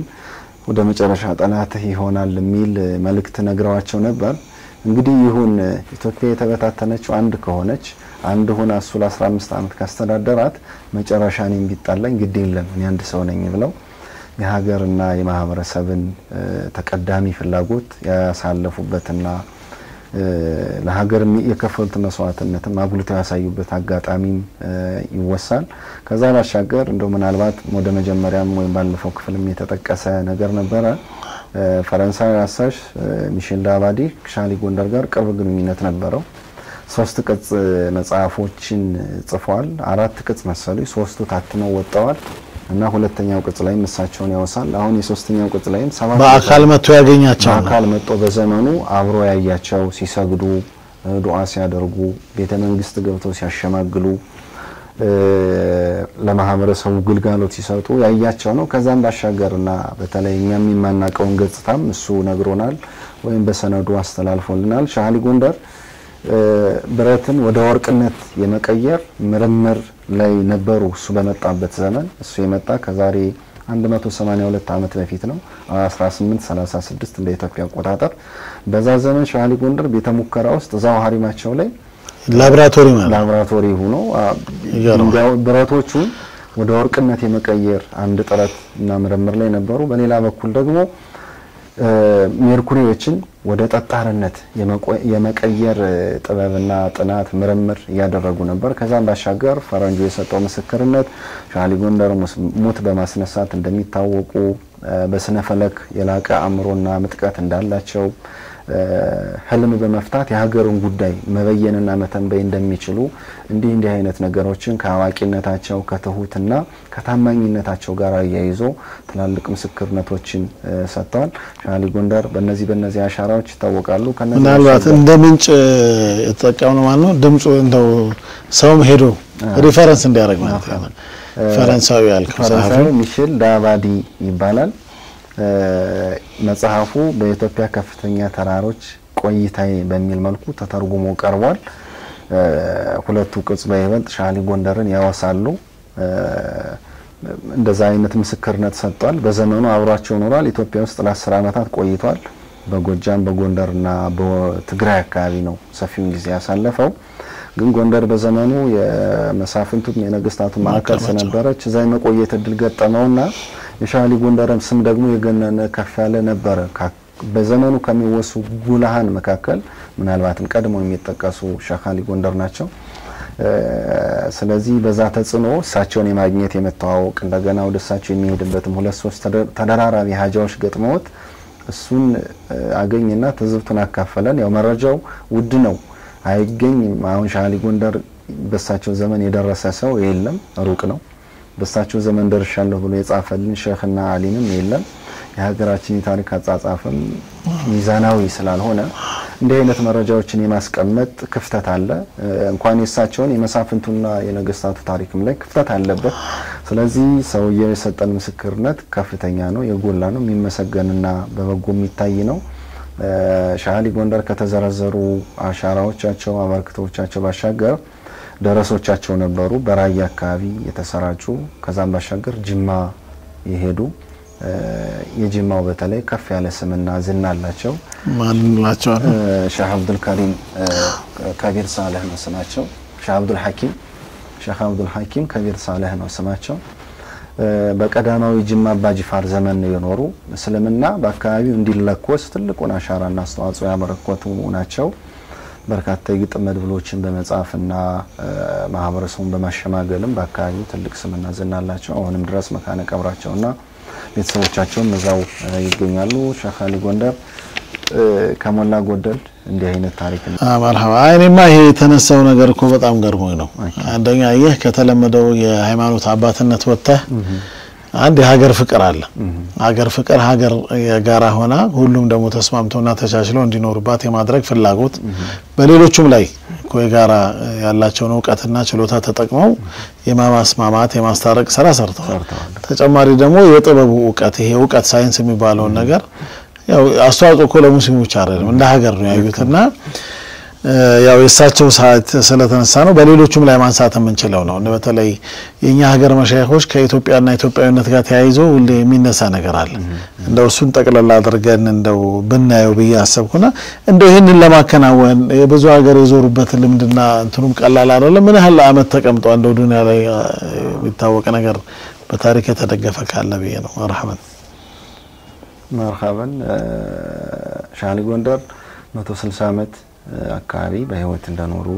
ያው ተጨባጭ መረጃዎች እንደዛ እንትን ብለዋል አመላክተዋል በዙሪያው ሪዋያዎች አሉ 200 ዓመትም አካባቢ የጠቆሙ ግን ተጨባጭነት ያለው 160 ዓመት አካባቢ ነው እንደተባለው እነዚህ መሻይኾችና ስራቸው አንድን ወገን ወይም በሃይማኖት ከረጢት ውስጥ የተከተተን ማህበረሰብ ለማገልገል አይደለም እንደ ሀገር ነው አስተዋጽኦአቸው እኔ አሁንም ድረስ እንደዛ አይነት እንደነሱ በዚህ ዘርፍ በተለይ ብረትን ወደ ወርቅ ሜርኩሪን ወደ ጠጣርነት ቀይራለሁ ብሎ ቤተሙከራ ውስጥ ተቀምጦ የተመራመረ እና ተጨባጭ ውጤት ያስገኘ አሁን በኔ ዘመንም አለ ለማለት ይቸግረኛል ከዛም ባሻገር በየአካባቢው ያሉ ዑለሞች የራሳቸው ክህሎትና ተውፊት አላቸው የሼኽ ሾንኪም ተመሳሳይ አበርክቶ ማስቀመጣቸውን የሚጠቁሙ መረጃዎች አሉ አጠቃላይ የሀበሻ ዑለማዎች በሀገር ፍቅርና በኢትዮጵያዊነት መነጽር ሲታዩ አንዳንዴ እኛም እነሱን በልክ አለማወቃችን ከዛ ባሻገር ደግሞ በልክ አለማስተዋወቃችን ብዙ እንደጎዳን የሚያሳብቅ ይመስላል ምክንያቱም ለሀገር የከፈሉት አሁን ሀገሪቱ የኔ ናት ከሚለው ባለ ትርክት አካል በማይተናነስና ያን በሚገዳደር መልኩ ሆኖ ሳለ እንግዲህ የባዕድነትና የተገፊነት ስሜት ትንሽ ወደ ዳር ያወጣን ይመስለኛል የሻሊ ጎንደር እንዳብነት ሊጠቀስ ይችላል ከግል ስሜታቸውና ከግል መበደላቸው ይልቅ ሀገር አንድ የምትሆን ከሆነ የተበታተነች ኢትዮጵያ እንደገና ንጉሱ ደግሞ ደስ ብሎት እቺን ሀገር ማስተዳደር ከቻለ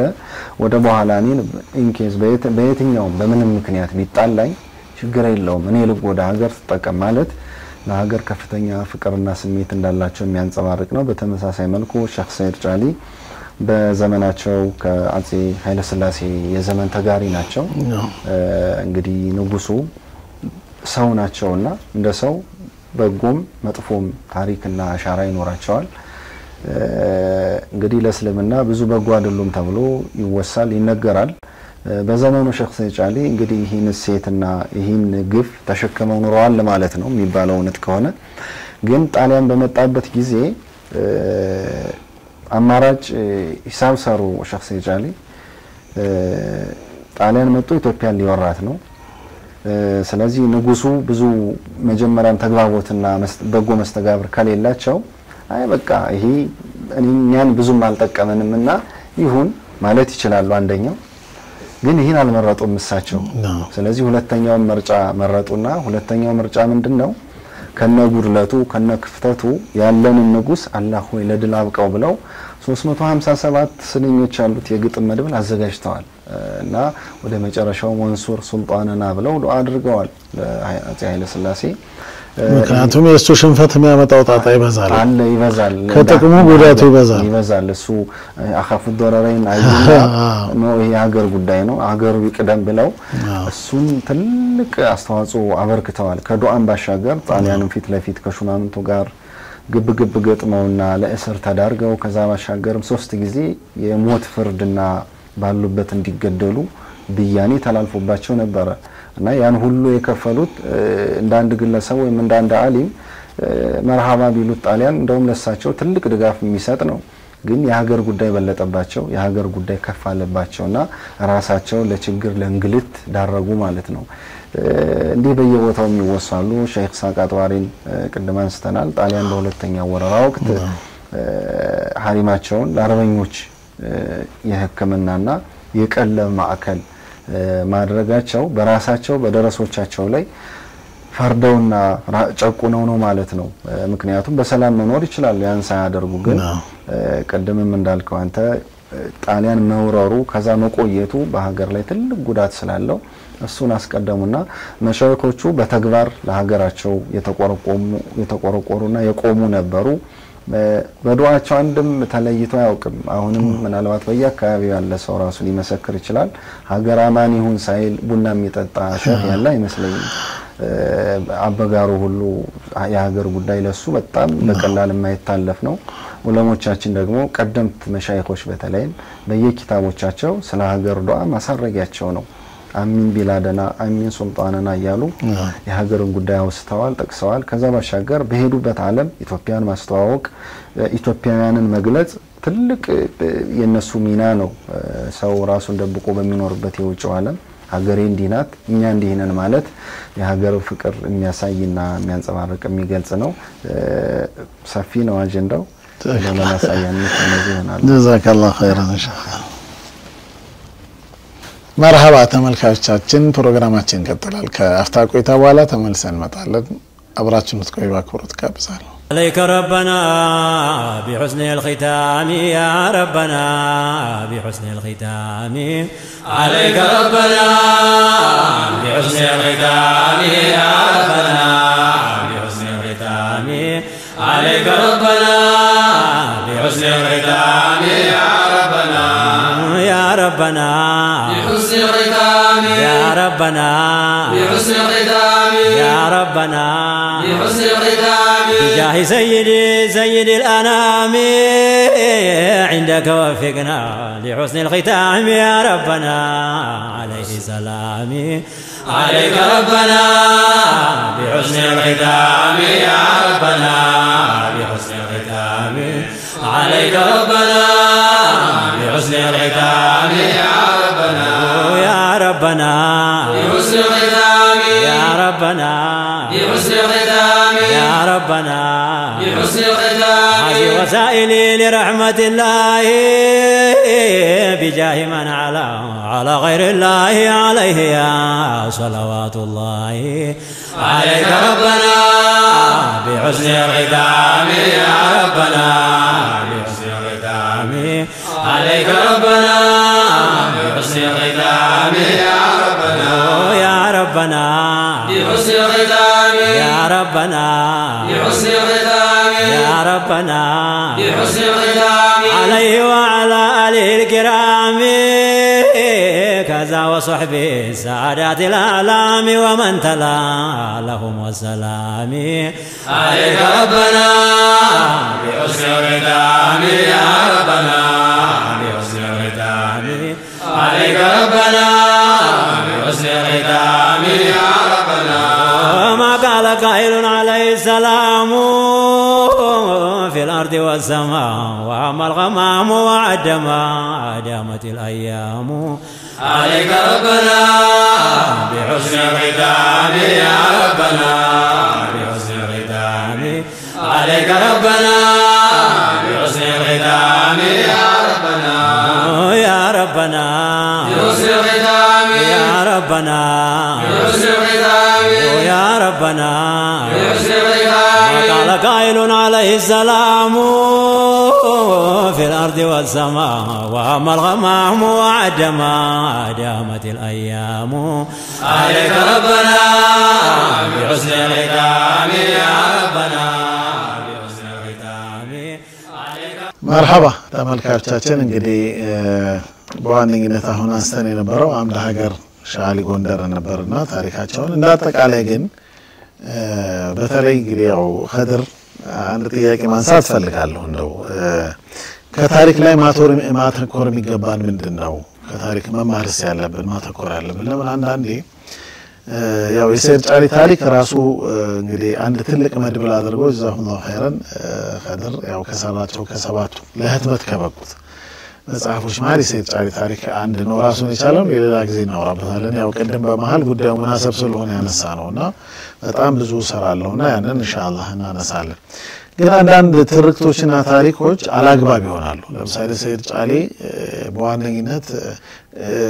ባሁን በባለፈው ፕሮግራም ኢባዳቸውን አንስተዋል እንቅልፍ የለም ተሐጁድ ይሰገዳል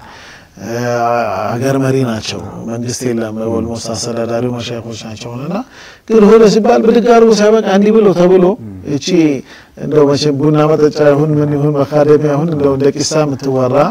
ነገር ግን ይሄ ኢርሻዳቸው አገርን የመሩበት ተርቢያ ያደረጉበት ነገር ይዘለላል ለስራዎቻቸው ይዘራሉ አሁን እንግዲህ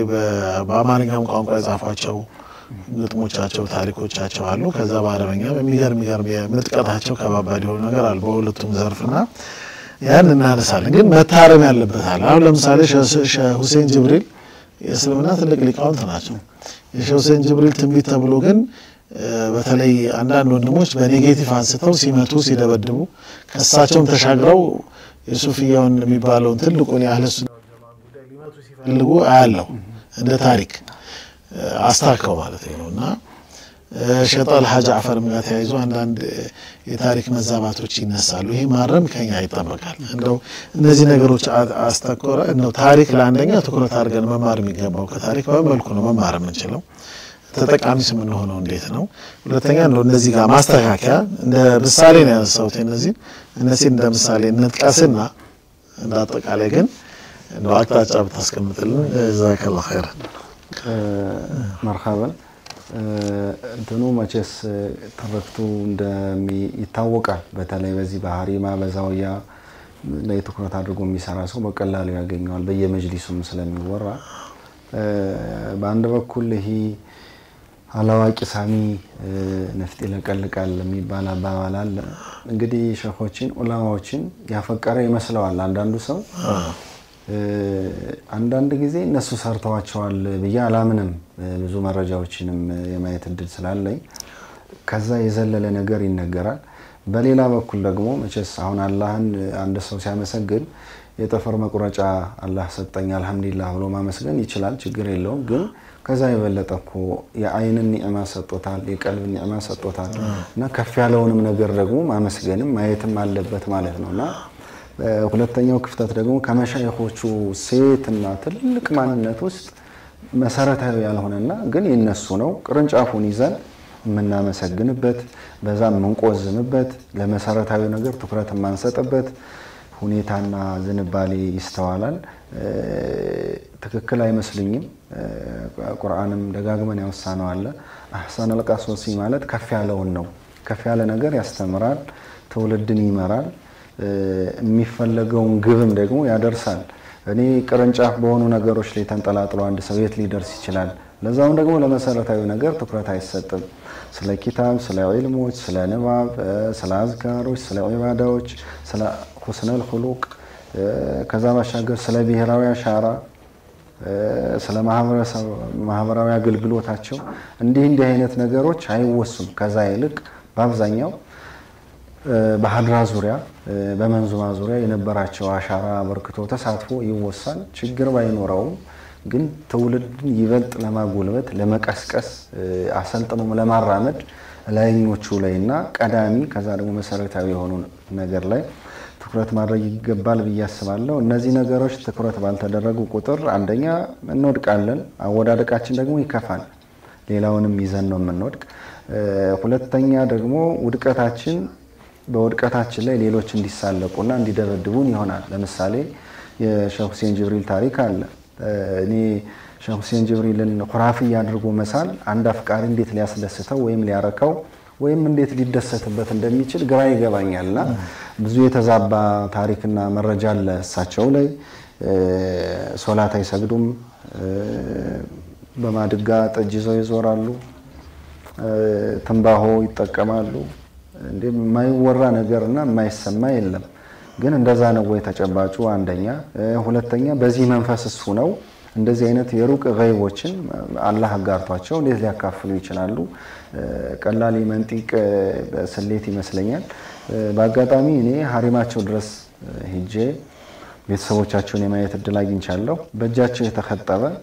የተከተበ ኸጥ እና የቅዱስ ቁርአን አግኝቻለሁ ለቢላሉል ሐበሽ ገብቷል ምናልባት ወደ በኋላ ለእናንተ ማጋራለሁ እና አንድ ቁርአንን የከተበ ቁርአንን ያወቀ ተጨባጭ ታሪካቸው ደግሞ ሶላት የማይሰግዱ ሳይሆን ሶላት የሚያዘገዩ ሰዎችን ያባረሩ ነበር እነዛ የሚያዘገዩ ሰዎች ከሳቸው ፊት አይደለም ሶላቱን የሚያዘገዩ ተደብቀው አያዩንም በሚል እምነት ነው ግን እሳቸው አላህ በሰጣቸው ጸጋ በዛ መካኝነት ያዩ ለዲንና ለሸሪዓ ካላቸው ተቆርቋሪነት የተነሳ እንደዛ አይነት አሻራና አበርክቱ የለገሱ ናቸው አፄ ዮሐንስ ፊት ለፊታቸው ስጋ አስቀምጦ በሉ እቺን ይቀመሱና እንዲህ አይነት ማረግ እንዲህ አይነት ሹመት ሰጣቸዋለሁ ብሏቸዋል እና እንደሚባሉት ቢሆኑ ኖሮ ምን አታገላቸው እሳቸው አንተ ከዚህ ከጥንቡ ስጋ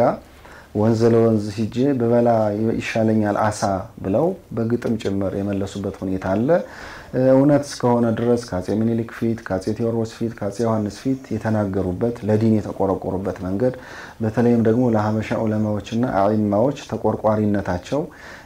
የነሱ የወደፊት በደል የነሱ የወደፊት ግፍም ቀድሞ ይሰማቸውና ይታያቸው ስለነበረ ሮሮና ቁጭታቸውን ጭምር በግጥሞቻቸው አስተላልፈዋል እና እንዲህ አይነት ታሪክ እንዲህ አይነት አሻራ ያላቸውን ቤተሰባዊ ህይወታቸውም ላቅ ያለ ነው የጌታው ሰይድ ይህያ ተውለው የሚታወቁት የሳቸው የወንድም ልጅ ናቸው እድገታቸውም እዛው ነው አባታቸው ደግሞ የሐጂ ቡሽራ ገቲ ሙሪድና ደረሳ ናቸው እንትኑ በጣም ሰንሰለቱ ሰፋ ያለ ነው ከነዛ አካባቢ ከወጣ አባትና እሳቸውም ከነዛ ቃርመው እንዲህ አይነት አልባሌ ማንነት ሊኖራቸው ይችላል ብሎ መገመት ከባድ ነው ግን እንዲህ አይነት ነገሮችን ትኩረት ባለ መስጠታችን ዋናውን ታሪካቸውን ዋናውን አበርክቷቸውን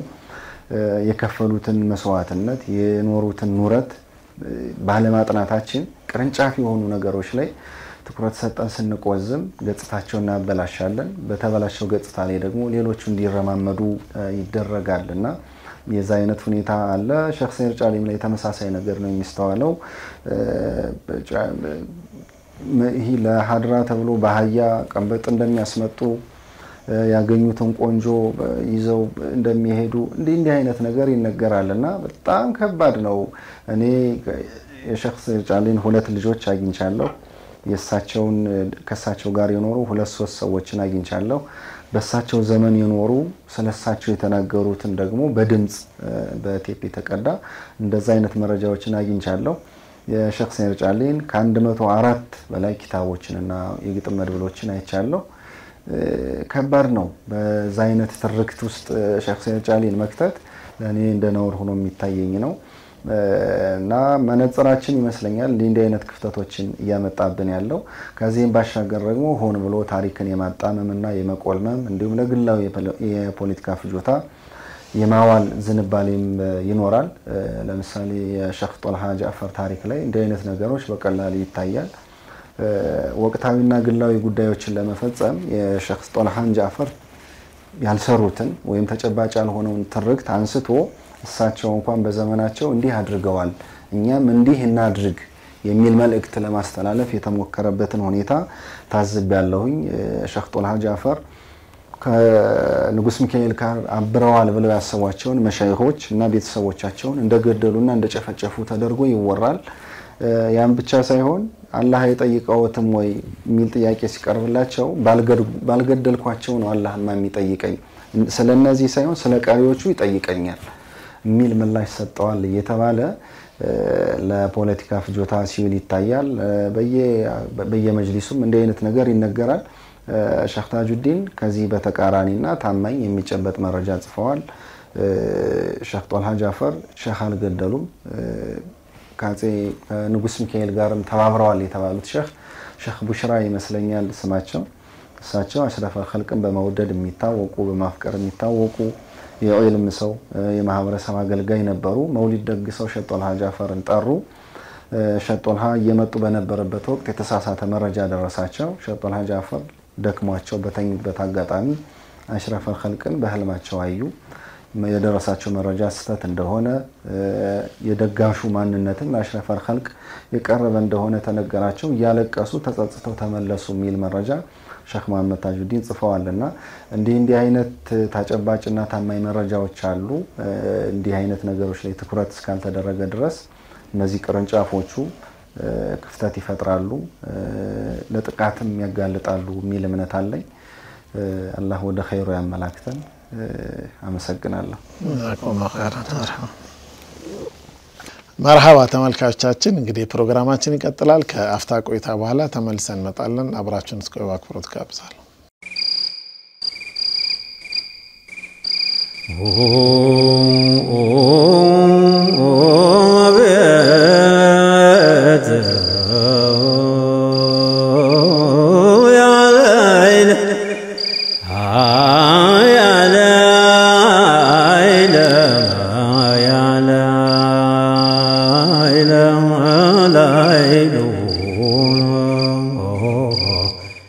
ተመልካቾቻችን እንግዲህ ተመልሰን መተናል ወንድም ኸድር ታጁ ጋር እንግዲህ ጥሩ ቆይታ አለን እንደው ገና ቆይታችን እንግዲህ ሌላ ክፍል ያስፈልገዋልና እንግዲህ የተለያዩ በተለይ ትልልቅ በሚባሉ ስብዕናዎች ዙሪያ ኸድር ያው እንግዲህ አንድ 7 መጽሐፍ አበርክቶልናል እንደውማ የሱ ልጆች ናቸው ባለቤትነቱም ኦልሞስት አስረክባለው ማውቀው አይደል እስክጽፎ ነው እቺ ኸድር ያንተ ከዛ በኋላ ባለቤትነቱ የህዝብ ነው ህዝብ የራሱ ትልቅ ሀብት ነው እንደው አልহামዱሊላህ እንግዲህ አንተን የመሰለው ወንድም መገኘቱ ይሄንን አስተዋጽኦ ማድረጉ መቼም ብዙ ነገር ቀርፎልናል በተለይ በዚህ አይነት ሚና ይቻላል የሚልም ነገር ማሳየት የቻለ ይመስለኛል በተለይ ሁሉ በየአካባቢው በተለይ አስተዋጽኦ አረጉ ብዬ ያው ከማሰባቸው የግል ሰዎችም እንዳለ ሆኖ አንደኛው ትልልቅ ስራዎችን በመሰብሰብ ፊሎሎጂ ዲፓርትመንትም ሊመሰገን የሚገባ ይመስለኛል በተለይ አዲስ አበባ ዩኒቨርሲቲ ያልታተሙ ስራዎችን የተመራቂዎች መመረቂያ ጽሁፍ የሚያዘጋጁ በተለያየ ደረጃ በዲግሪም ማስተርስም በፒኤችዲም ያው እነሱን ሊመሰገኑ ይገባል በተለይ እዚህ የአህለ ሱና ወልጀማ የተሰውፉ መሻይኾቹ ብዙ ነገራቸው እንደው እንግዲህ በእخلاصም ይሁን በመደበቅም ይሁን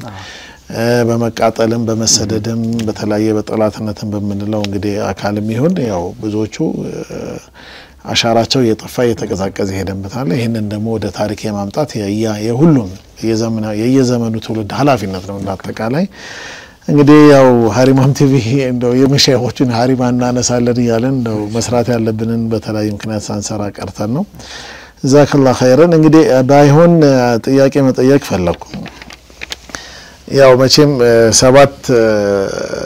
መጽሐፎች እንደጻፍ ሆኖ ሁሉ ሌሎች የጀመርካቸው ጥሩ ይሄድክባቸው በሐሳብም ያሉ ትንሽ ጅማሬዎች ያሉ አሉ የሰራሃቸውም አሉ እንደውና አንዳንዴ እነሱ ምን ደርሰዋል ምን ያካተቱ ናቸው አንዳንዶቹ መተንተን ይፈልጋል ከተሰሩ ስራዎች ከታተሙ ስራዎች ኢንሻአላህ ቀጣይ ተመልካቾቻችን በተለይ አግራሞታዊ ጉዞ የሚለው አልጠቀስነው ሰይድ ጫሌን አልቻላ አራጣ ቢጌ ምድር ለብቻ ሊቃውንት ዑለማዎችን ያነሳህበታል ትልልቅ ነው ሜደሳስ ሚል ታሪክ አሉት መቼም ቀላል አይደለምና እሱን እናነሳለን ቀጣይ ለዛሬ ግን የፈለኩት የጀመርካቸው መንገር ላይ ያሉ መጠናቀቅ ላይ ያሉ ያሰብካቸው ደግሞ አሁን ቀደም የፊልም ስክሪፕቱ አይነት እንደው መጽሐፎች አሉ ትንሽ ሹክሚል እዛም ላይ ትንሽ ተቆም ተብሎ ነበር ፕሮግራም ላይ እሱን ትንሽ እንድናነሳ ፈልጌ ነው ጀዛከላሁ ኸይራን መርሐባን አላህ ያው በጅምር ሂደት ላይ ያሉ ከሐሳብ ወርዳው እንቅስቃሴ ተጀመረባቸውም አሉ በጽሁፍ ደረጃ የሐጅ መሐመድ ሳኒ ሐቢብ የመጀመሪያው የኢትዮጵያ እስልምና ጉዳዮች ምክር ቤት መስራች እንዲሁም ፕሬዝዳንት ነበሩ ከዛ ባሻገር ግን የዕልም ህይወታቸው ምን ይመስል ነበር የተማሩ የተነሱ የተመጡ የነማም ህይወታቸው ምን ይመስል ነበር የጽሁፍ አበርክቷቸው ምን ይመስላል በማህበራዊ በፖለቲካዊ ህይወት ውስጥ የነበራቸው ተሳትፎ ምን ነበር የሚለውን ቆይታቸውና የህይወት ታሪካቸውን ከመጽዋ ከደሴ ከአዲስ አበባ እንዲሁም ደግሞ ለጉብኝት ሩሲያና ሂጃዝ በተመላለሱባቸው ወቅቶች አጠቃላይ የህይወት ታሪካቸውን የሚዳስስ መጽሐፍ ለማዘጋጀት እንቅስቃሴ ጀምሬ 185 ገጽ አካባቢ ተጠናቋል ቀሪ ከ30 እስከ 40 የሚገመቱ ገጾችም ተሰናድተዋል እንግዲህ ቤተሰቦቻቸውን ጋር ያለውን ሂደት የመጨረስ ጉዳይ ብቻ ነው የቀረ እንጂ እሱ መጽሐፍ ተጠናቋል በተመሳሳይ መልኩ የጀማዓት ተብሊግን ስርዓትና እንቅስቃሴ በመመስረት በማስፋፋት ከዛ ደግሞ የራሳቸውን የተለየ ተጽዕኖ በማበርከት በመላ ኢትዮጵያ የራሳቸውን አሻራ ያበረከቱት ሀጂ ሙሳ ኪኪያ የሳቸውን ግለ ታሪክም ከቤተሰቦቻቸው ጋር በመተባበር መጽሐፉን የማዘጋጀት ሂደት ተጀምሯል በተለያየ መልኩና በጊዜ ጥበት ምክንያት ብዙ አልገፋውበትም ሂደቱ ግን ተጀምሯል በተመሳሳይ መልኩ የሐጅ ዑመር ሁሴን ወይም ደግሞ ሁለተኛው የኢትዮጵያ እስልምና ጉዳዮች ምክር ቤት ፕሬዝዳንት የነበሩት የሳቸውንም ግለ ታሪክ እንዲሁ በጽሁፍ ደረጃ እንቅስቃሴ ጀምሬበታለሁ አድዋና የኢትዮጵያ ሙስሊሞች ሚና ሚል መጽሐፍ እሱም ለብቻ ነው አድዋ ጦርነቱ ላይ ምን ያህል ሙስሊሞች ተሳተፉ ዑለማዎቹ ምን ነበር ተሳትፏቸው እነማን ናቸው የተሳተፉ የሚል መረጃ ያዘና እሱን የሚያስገነዝብ ራሱን የቻለ መጽሐፍ እሱንም እየገፋውበት ነው። በዋነኝነት ግን አሁን እያለቀ ያለና ምናልባት ኢንሻአላህ በቅርቡ ለህትመት የሚበቃው የኢትዮጵያ ቀደምት ስርዓት እስላማዊው የኢትዮጵያ ቀደምት ስርዓተ ትምህርት ተብሎ የሚታወቅ የተዘጋጀ እና መንሐጀ ተዕሊሙን የሚዳስስ ወደ 900 ዓመት ወደ ኋላ ተመልሶ ከአሊፍ ጀምሮ እስከ ተሰውፍ ድረስ ያለውን ሂደት ይሄ ቂርአቱ ከዛ ፊቅሁ ነህው ሶርፍ ሐዲሱ አሩዱ ሁሉንም ያጠቃልለውን ዘርፍ ታሪኩ ምን ነበረ እነማን መሰረቱት ወደ የት መጣ ምን አይነት ውጤት ፈጠረ በአጠቃላይ ምን ያክል ጊዜ ይፈጃል ምን ያክል ኪታቦች አሉ በውስጡ ማዕረጉ የተመጣ ሚል አለ ሙሰማ ነው የሚታወቀው የመጨረሻው ማዕረግ ዑለሞቹ ሁሉንም ማህበረሰብ አይጥሉም ሙሰማ ይሉታል የሚቀርባቸውና መረጃ የሚያዳምጠውን ከሱ ከፍ ያለው ደግሞ ደረሳ እየተባለ ከዛ በኋላ ደግሞ ምንድነው ይሄ አሞጣይ እየተባለ ይሄዳል ቃልቻ ያለ እንዲህ ብሎ የመጨረሻው ማዕረግ የሚሆን ጧሪቃተ ሸህ ነው የሁሉም ጧሪቃ የበላይ ሸህ ይሆናል እንደዛ የሚሆኑት በአብዛኛው የፍቅህን የፉቃሃዎችን እርከን የተሻገሩ ሆነው የሚገኙ ናቸውና እንዲህ አይነት ዝርዝርና ጥልቅ መረጃዎችን ያዘ መጽሐፍ ነው ካሪኩለሙን በተመለከተ ካሪኩለሙን ነው በአጠቃላይ ካሪኩለሙን ነው አንዳንድ እንቅስቃሴዎች አሉ ካሪኩለሙን የመበረዝ የማፍረስ ንያ ያላቸው እና በቀላሉ እንደዛም ይሆን እንዳይሆን አለመሆኑን ለማሳየት ትውልዱም ደግሞ እንደዛ አይነት ሀብት እንዳለ ያውቃል የሚል እምነትና ግምገማ የለንምና እሱም በመጠናቀቅ ላይ ያለ መጽሐፍ ነው ሌሎች መጽሐፎችም ይኖራሉ ከነዛ ማሻገር ምናልባት እስካሁን በጽሁፍ ነበረ በተንቀሳቃሽ ምስል የተጻፉ መረጃዎችንና ታሪኮችን ብንገልጽ ብንከስትና በይበልጥ በየቤቱ ተደራሽ መሆን ቢቻል ሚል ያና ፍላጎት ይዘን ወደ ፊልም የመግባትና አንዳንድ ስክሪፕቶችንም የማዘጋጀት እንቅስቃሴ ላይ ይገኛሉ በዘርፉ የሚታወቁ ከፍተኛ ባለሙያዎችንና ቀና ወዳጆችንም ቀርቦ የመገናኘት እድል አግኝቻለሁ እስካሁን ባለው ሂደት አዎንታዊ ፍላጎትና ተበበራላቸው ኢንሻአላህ እንግዲህ በቅርብ ጊዜ ደግሞ በእናንተም ቲቪ መስኮት ጭምር የመሻይኮቻችን ተንቀሳቃሽ ታሪክ ተንቀሳቃሽ ስልጣኔ ባህል ይገለጻል ይከሰታል ከአካባቢም ከሀገርም አልፎ ለምዕራቡም ለአረቡም ለዚህ ለምስራቁም ዓለም እንዲተዋወቅ የማድረግ ኒያና ፍላጎት አለ በአረበኛና በእንግሊዘኛም ጭምር ተዘጋጅተው እንግዲህ አላህ ተውፊቅ ይጨመርበት እናንተም ዱአ አድርጉልን ጀዛከላሁ ኸይራን አላህ ያቆይልን በጣም ከባባር ነገር ነው እስቲ ምናልባት ግን እዚህ ጋር ግን ከኛስ ምን ይተበቃል እንደመቼም አንዳንዴ ይሄን ብቻህን እየለፋህ ነው የግል ሀያትህም አስቸጋሪ ነው መቼም ይሄ ጽሁፍ ላይ ነው ያለው በተለይ አሁን የሚከብደው ይሄ ከህትመት ጋር ተያይዞ ያለው ጣጣ ነው መቼም አሁን እነዚህ ዳናዎቹ ተመልካቾቻችን እነዚህ አሁን ዳናዎቹ ከባባር ነው አንደኛ በጥራት ነው እንዲታተም የተደረገው እንደው ዝም ብሎም አይደለም ይሄው ሁሉ መጽሐፎች ከቨራቸው ውስጣቸው ለንባብ በሚመች መልኩ ነውና እንደ ማህበረሰብስ እንዲሁ ላሰብካቸውም ለአጠቃላይ ላንተም ብቻ ሳይሆን ለአጠቃላይ ከድንጋት ያይዘው ታሪክን በተመለከተ መነሳት ያለባቸው መታገዝ ያለባቸው አሁንም መተላቸው ነገሮች ሁሉ ያው በየሙያው የተለያዩ ሰዎችን እገዛ ይፈልጋልና እንደ ጥቅል ማህበረሰብ ምን ይተበቃል እስቲ እሱናስ አንዱ ዱአ ያድርጉል ዱአ ትልቅ ሀብት ነው አይዞህ ማለት ትልቅ ሀብት ነው መሻይኾቻችን አብሽር ይላሉ እኮ አብሽር ይላሉ ክፉ ነገር እየታያቸው ፊት ለፊት አብሽር አይዞህ ይላሉ እና ሐሰኑል በስሪም የሚሉት ነገር አለ ክፉ ነገር እስኪገጥመህ ድረስ ጥሩ ተስፋ ያገለግላል ይላሉ እውነትም ይሁን ሳይጨበጥም እንኳን ቢቀርና አይዞህታ ትልቅ ዋጋ አለው ዱአን ትልቅ ዋጋ አለው ከዛ ደግሞ ሁሉም በየሙያው እንዳስፈላጊነቱ ተብብሩ ባይለየን ደስ ይለኛል እናንተን አላህ ይስጥልኝ አመሰግናለሁ ለመድረኩም ለቲቪው مرحبا جزاك الله خير እንግዲህ ይሄን ይመስላል እንደ አጠቃላይ እንግዲህ ወንድም ኸድር የሚሆን መሰል የሆኑ ወንድሞች በአጠቃላይ ማለት ነው እንደው እስልምናን በተለያየ መልኩ ይखाድማሉ ምንላቸው በየትኛው መልኩ ይሁን በአጠቃላይ ሁላችንም ማገዝ ግድ ይላል እንግዲህ ወንድም ኸድር ያው በግድ ነው እንግዲህ ወደ ሚዲያው የሚመጣው አስቸግሮ ነው እንደው ባህሪው ብዙም መናገር ምንም አይፈልግም ስለራሱ ማውራት አይፈልግም በጣም እየተጫንኩት ነው እኔም ወደዚህ ያመጣሁትና ጽሁፎች ግን ያው መቼም ይሄ ፈርደል ኪፋያ የምንለው አይነት ነው እንደ የማህበረሰብን ሸክም እንደው የሚወጡ አንዳንድ ወንድሞች አሉ ጽሁፍ ላይ የሚሆን በየዘርፉ ማለት ነውና ትልቁን ዘርፍ እንግዲህ ከወሰዱት መሃል ላይ እንግዲህ ከመንጠቅሳቸው ወንድሞች መሃል ነውና አላህ ረጅም ሐያትን ጉልበትን ጥበቡንም አላህ ሰጥቶ እንግዲህ ተሻለ ስራ ለሱም ለተውልድ የሚያደርስ ይሆናል ኢንሻአላህ አላህ ግዛው እንግዲህ መጽሐፎቹን ለማስታወስ በእትም ደረጃ ታተመው እንግዲህ ገበያ ላይ ከነበሩ ወይም እንግዲህ ካሉት መሃል እንግዲህ ዘመነ ታሪክ ዳናዎች ቅጽ 1 ከዛ ሶስተኛ አግራመታዊ ጉዞ አራተኛ አምደ ሀገር ሻሊ ጎንደር አምስተኛ ሸሰይድ ኢብራሂም ጫኔ ስድስተኛ የአራጣ ቤጌ ምድር ሊቃውንት ወይም ዑለማዎች በሚል ሰባተኛ ዳናዎች ቅጽ 2 የሚሰኙት ታተመው ለህዝብ የቀረቡ ናቸው እንግዲህ አንዳንዶቹ ከገበያ ያሉም የሌሉም ይኖራሉ አብዛኞቹ ገበያ ላይ ያሉ እነዚህን ደግሞ ገበያ ላይ ያሉትን በ0935 369400 ባህሮ ኸድር ብላችሁ 0913 600931 ኢብራሂም ብላችሁ ብታናግሯችሁ ያው በግል ታገኙዋቸዋላችሁ ከዚህ በዘለለ ጃፈር የመጽሐፍት መደብር አተውባኑ አርመስኪር ላይ እንዲሁም አብዱ ፒያሳ አብዱ ማን ነበር አብዱ ቡክ የሚላል እዚህ ፒያሳ አካባቢ እነዚህን ሰዎች ያው መጽሐፉን የሱን የሥራ ውጤት የምታገኙባቸው ናቸው ከራሳችንም አልፈን ለልጆቻችንም የምናስነብበው ለታሪክ ሰዎችም ማጣቀሻ አድርገን የምናቀርበው ስጦታ የምንቀያየርበትና ትልቅ ዕውቀት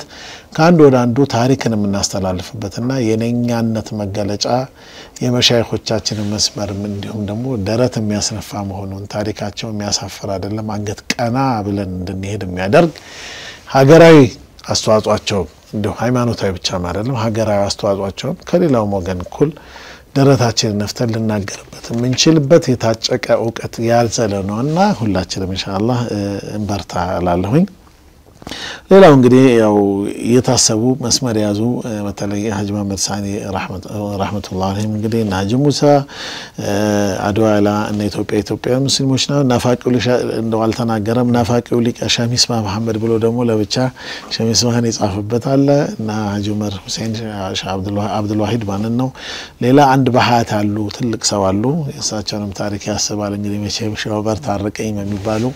በተለይ ከኢትዮጵያ ውጪ ትልቅ አገልግሎት ያበረከቱ ያሉ አሁን በሐያት ያሉ ናይጄሪያ አካባቢ ትልቁ የሙፍቲ አማካሪ ሆነው በማገልገል ላይ የሚገኙ እሳቸውም ታሪክ ይኖራሉ እንግዲህ እና ሀጂ መሐመድ የህይወትና ትዝታዎች በሚል የሚያሰናዳው ፕሮግራም አሉት ከዚህ በላይ ደግሞ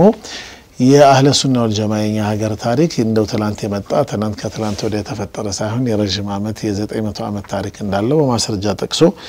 ያመጣልን ነው እንግዲህ አንዳንድ ሐሳቦች ካሉ ይሄ የምትሉትና በታሪክም ደረጃ አጋዥ ሆኑታል ይሄንንም ነገር ደግሞ ቢጨምርበት ይሄንን ነገር ቢያየው የተሻለ ነው እነ ከሊን ደግሞ ማየት አልቻለም ብላችሁ በእጃችሁ ላይ የሚገኝና ደግሞ ግራ የገባችሁ የትን ወሰድ ለማን እናስረክብ ላላችሁ ደግሞ ሰዎች እጃችሁ ላይ ያሉ ታሪክ ሰነዶችን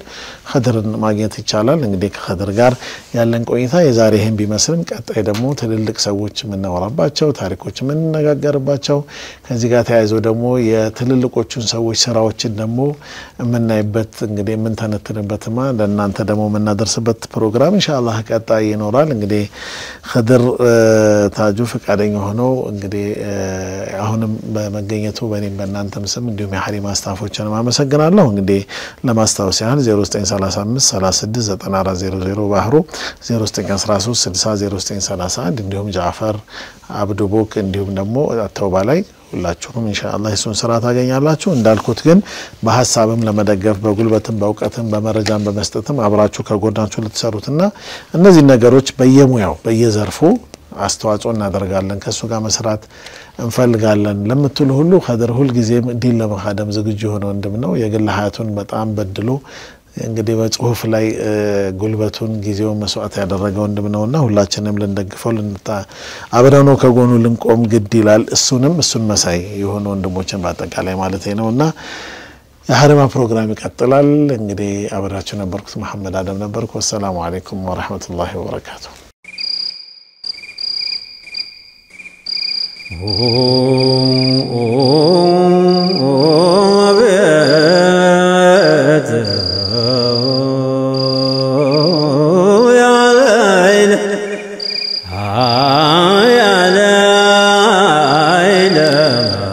يا